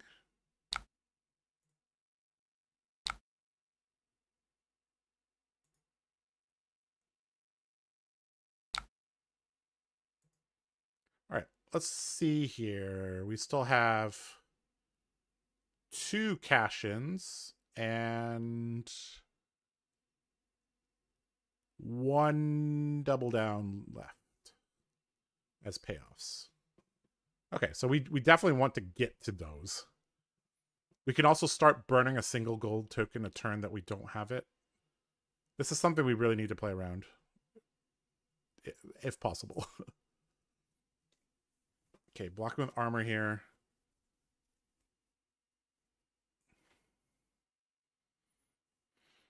What did he block my first attack with? Shift the Tide of Battle. Okay, so he has a go again in hand. Okay, so he's going to drop to 1.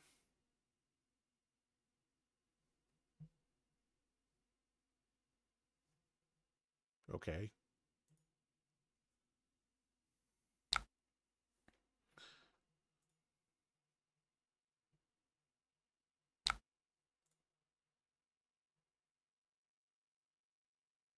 Okay, we have a good 2-card hand here. Okay, we have slice of dice red, draw swords red. Kasai activation here. Okay. Pretty serious attack here. We might just want to block out this turn because we don't have any agility or vigor, so we're totally fine just blocking out this turn. Our deck is more consistent than the Kasai deck. So on hit, this will make a gold token. So let's...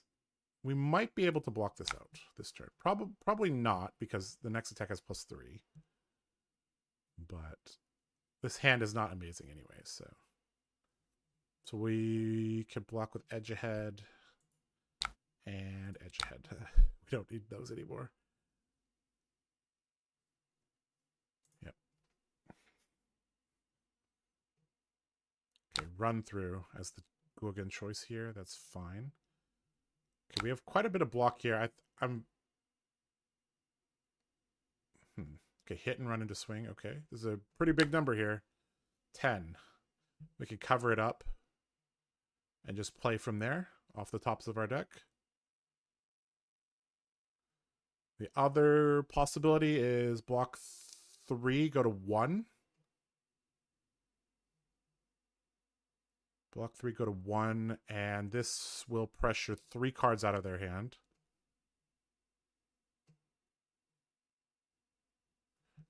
We haven't seen a blue shunt or any shunts yet, so we're probably not going to die to shunt. This will give them a gold token, though, but that doesn't do much because they're at such low life.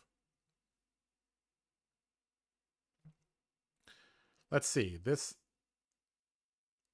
I really want to deny value from this, so let's see. So with this into this, that's going to be... They can keep 1 card. They can keep a card.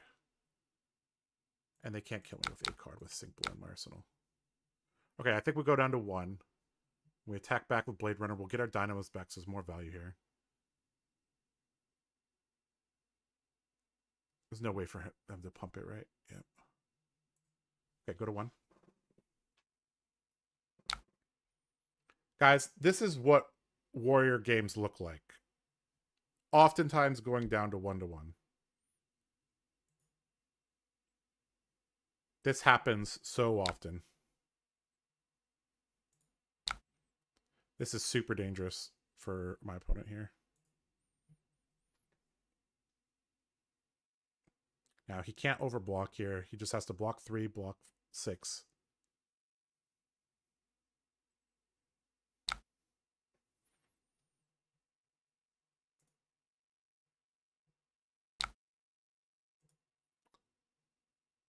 So the reason why I like this endgame for us is that we have the consistency. We're going to have tempo, and we're going to have the consistency that these gold tokens and copper tokens give us. Plus, we could have the burst that this gives us. We might die to Nourishing Emptiness. Holy shit. We got to be careful.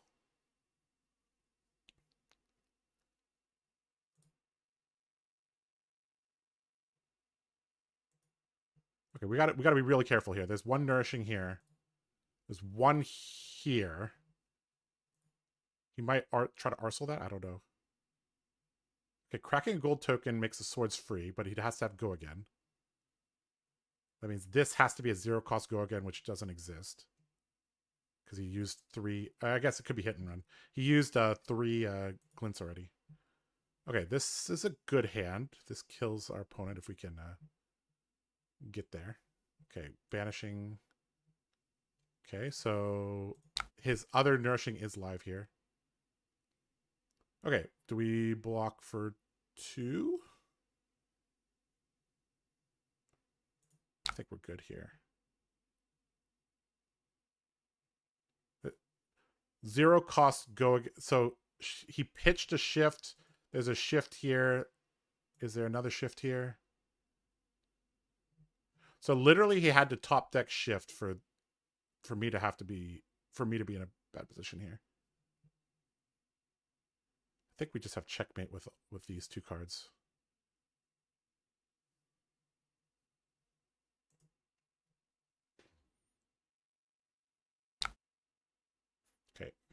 No go again from him. So if this is a D-React moving into Arsenal, that's really good for him. If this is a Nourishing, that's also good for him, but we do have the counter here. So we did see him banishing the Nourishings from here. So he still has a Nourishing somewhere.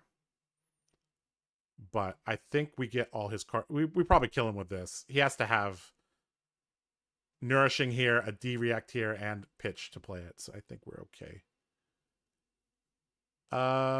Do we crack a gold here? No. We might on the second one. Okay, let's go. Oh, we should have blocked with the Dynamos last turn. That played around Blue Iron Song. Shift needs an attack buff. Correct. But it still gives go again. Okay, so we're going to glint here. Draw a card from Reprise. Oh, this is good. Ooh, that's real good.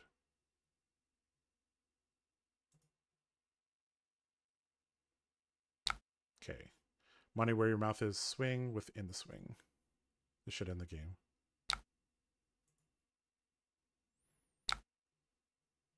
Hell yeah, I want to wager.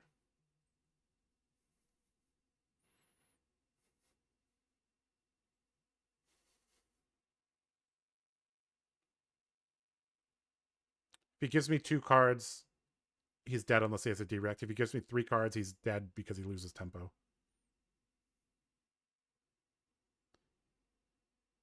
Is he? If he gives me 1 card plus a direct, he's playing around Blue Iron Song. Blue in the swing. Okay. So he has to have a direct here or he's dead. Okay, direct from hand. Sure. Okay, so he's alive. We have full tempo, though.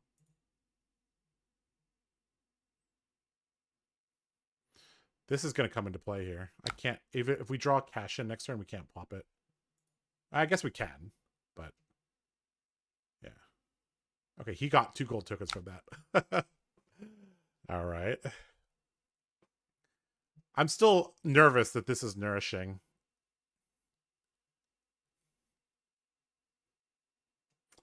Maybe not, because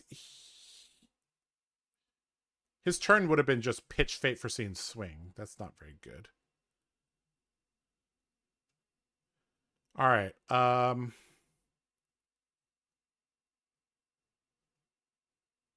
What is our turn?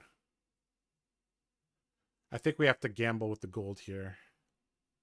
If we draw a blue, we could play all of these out. If we don't draw blue, we're kind of boned. Because if we just go like this, it's only 9 value. It's 8 value, sorry. That doesn't do much.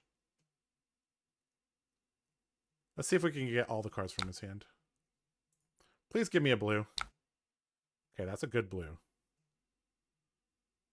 Now we can just play everything.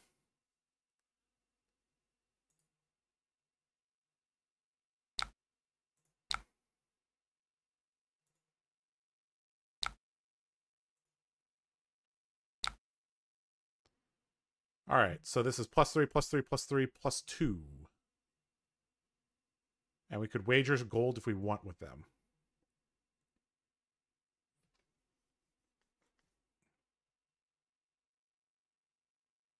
Probably a bad idea, right? I'm pretty sure he has 11 block in hand. No, we don't want to wager. We just want to get 4 cards from you. Thank you. Now we have more information on his graveyard as well. Oh. Okay. Unfortunately, we didn't draw a wager card. So we can't use Double Down very effectively. We could draw into one if we pop a gold token. I kind of just like keeping this as an extra reaction. let's see, what's the risk? If we pop a gold token, we don't draw, if we draw a red, we have one floating, and then we'd have to pitch. We can still go 1, 2, 3. So that's okay.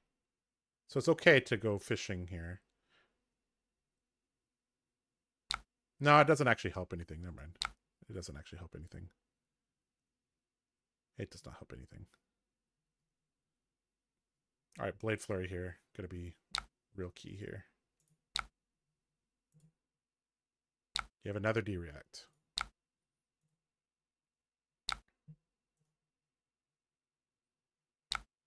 He does not. Good game. Woo! Turn 14, just like we planned it. Turn 14, turn 15, turn 14. That's where we want to end. Oh boy. GG. That was a good game. Oh boy. Oh my god. Was your Arsenal card nourishing? Blocking with the dynamos could be relevant there. I think I had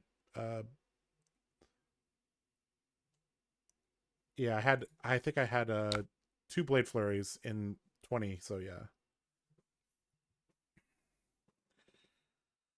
Oh.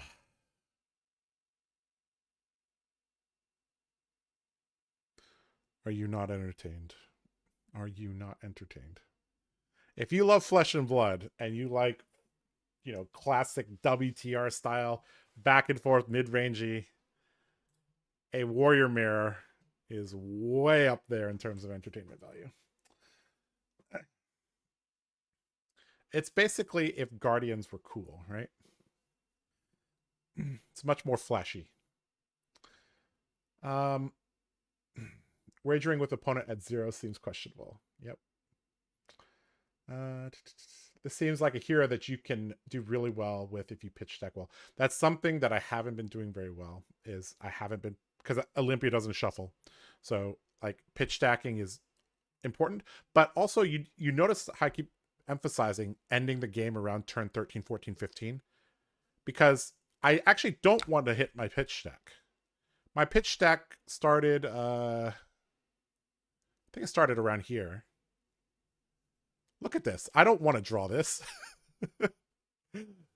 So I ended the game at the correct timing. Yeah. And he had some blood on her hands, but he didn't have copper to pay for it. So it's like, yeah.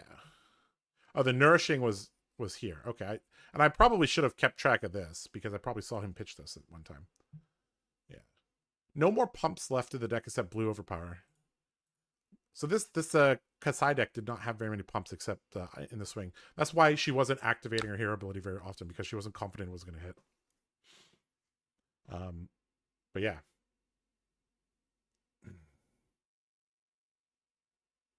was Spoils number 3. Catching up with chat. I don't think there was ever an opportunity to use balance. We need him to draw 2. Yeah, I didn't. I don't think I played Cash, and I think I still had 2 left in my deck. Yeah, yep. One was in my pitch deck. One was in my graveyard. The other one was coming up on my 15th hand. And I was keeping track of this the whole game. I was like, okay, I really don't want to give you value there, but yeah. So, I was thinking about just instead of using cash in, I was just using the gold and copper, like 1 a turn. Okay. That was a pretty good game, to be honest. All 3 games tonight were actually pretty good. And they were all really, really close as well. Okay.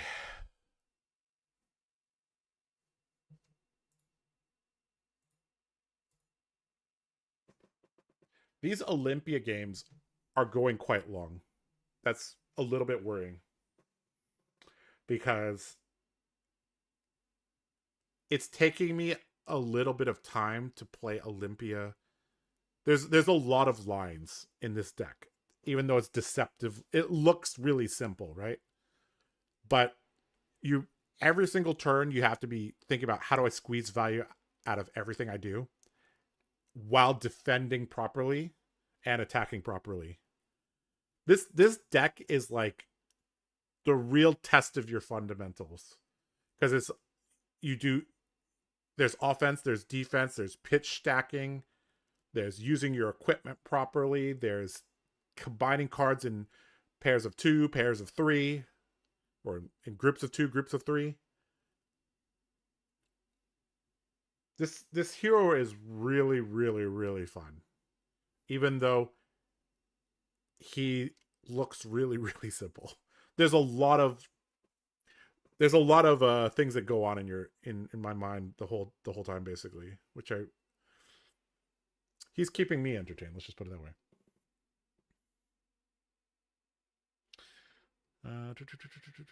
Maybe I'm pretty confident of single. I think I cracked the single gold only. I'm not exactly sure. You can watch the VOD back. Thanks for the game. That's what I get for stepping up to that to the warrior goat. That was a good game. I appreciate the game, Zach.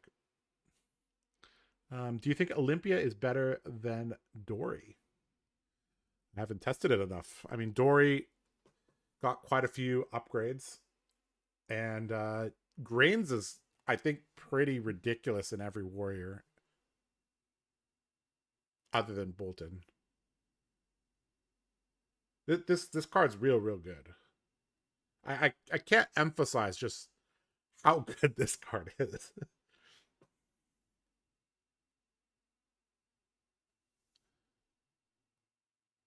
So, another game where I didn't use Galea. Oh, so sad. There was a situation where I was going to, but then I was like, nah, maybe I don't need to.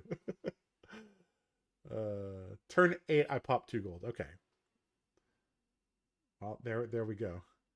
And it's also possible with gold plus glint. I guess that would be another situation. What's the counterplay to that helm? Just crack gold early. I don't really know if there is any counterplay. It's just the counterplay, I guess, is you pitch stack your attack reactions with your cash in, and you get them low before you hit your pitch stack, I think. Yeah. Grains is such a sick card. I agree. Thanks for the heads up. I'll review the VOD to learn. Yeah. I mean, I think these all 3 games today were pretty solid in terms of seeing what the deck does. Olympia needs a spec wager supremacy, +2 wager on all attacks this turn. Yeah? Or something that's similar to Beacon of Victory. Destroy gold, get +2 power for each gold, or something like that. You could even name it something very on the nose, like pay to win. Destroy X gold tokens you control for each gold token you destroy, gain +2.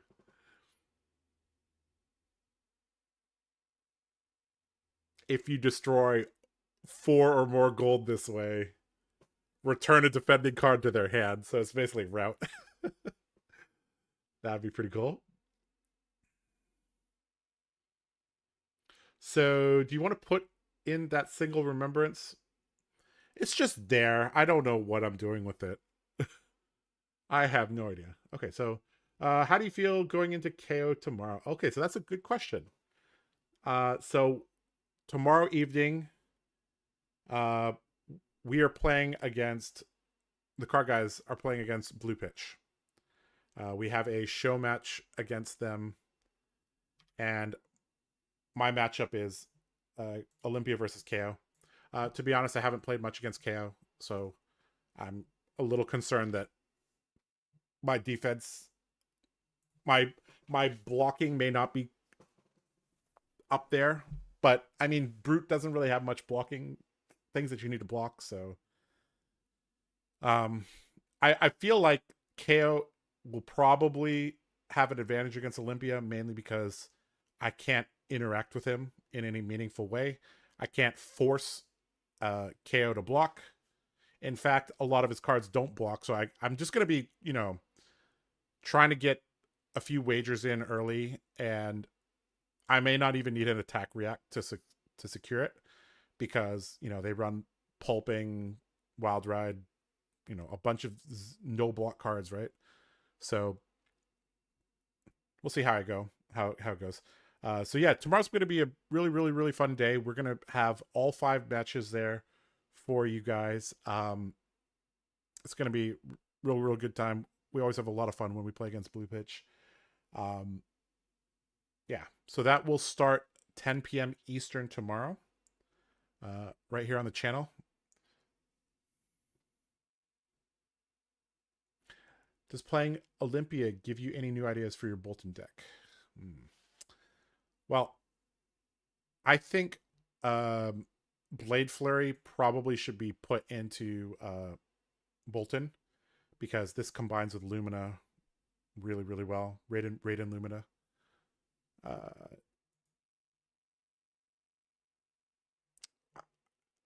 Other than that, so if we're just talking about changing the deck a little bit, that's what I would do.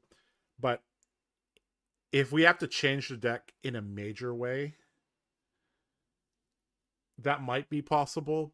But I have my gut says that there's a Bolton build that does not rely heavily on things like V and Lumina, even though those are the power cards.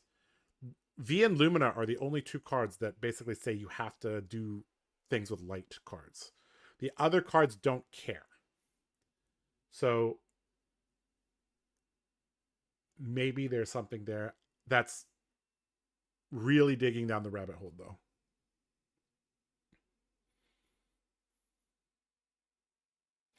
I heard KO compared to Pouncing Link's Fi.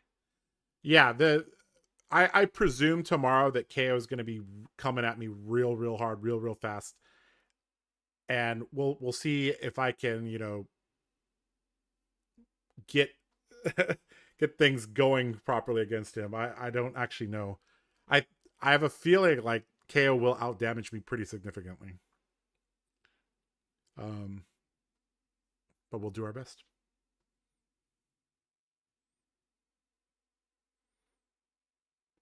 Load up on D reacts into pulping. I mean, I think I probably should play the sync blows there, but they also have a card that banishes something from your arsenal or something like that. That could be pretty.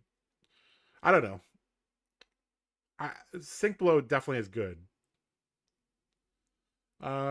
Remember face up pumps are good into flesh bag. Yep.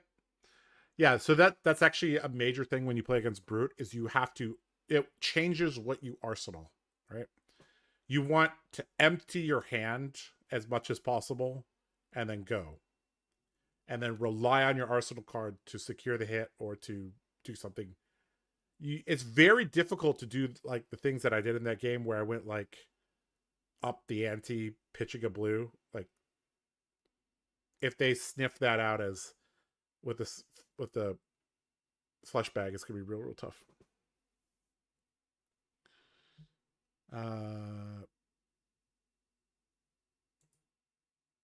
Yellow Command and Conquer, it's quite good.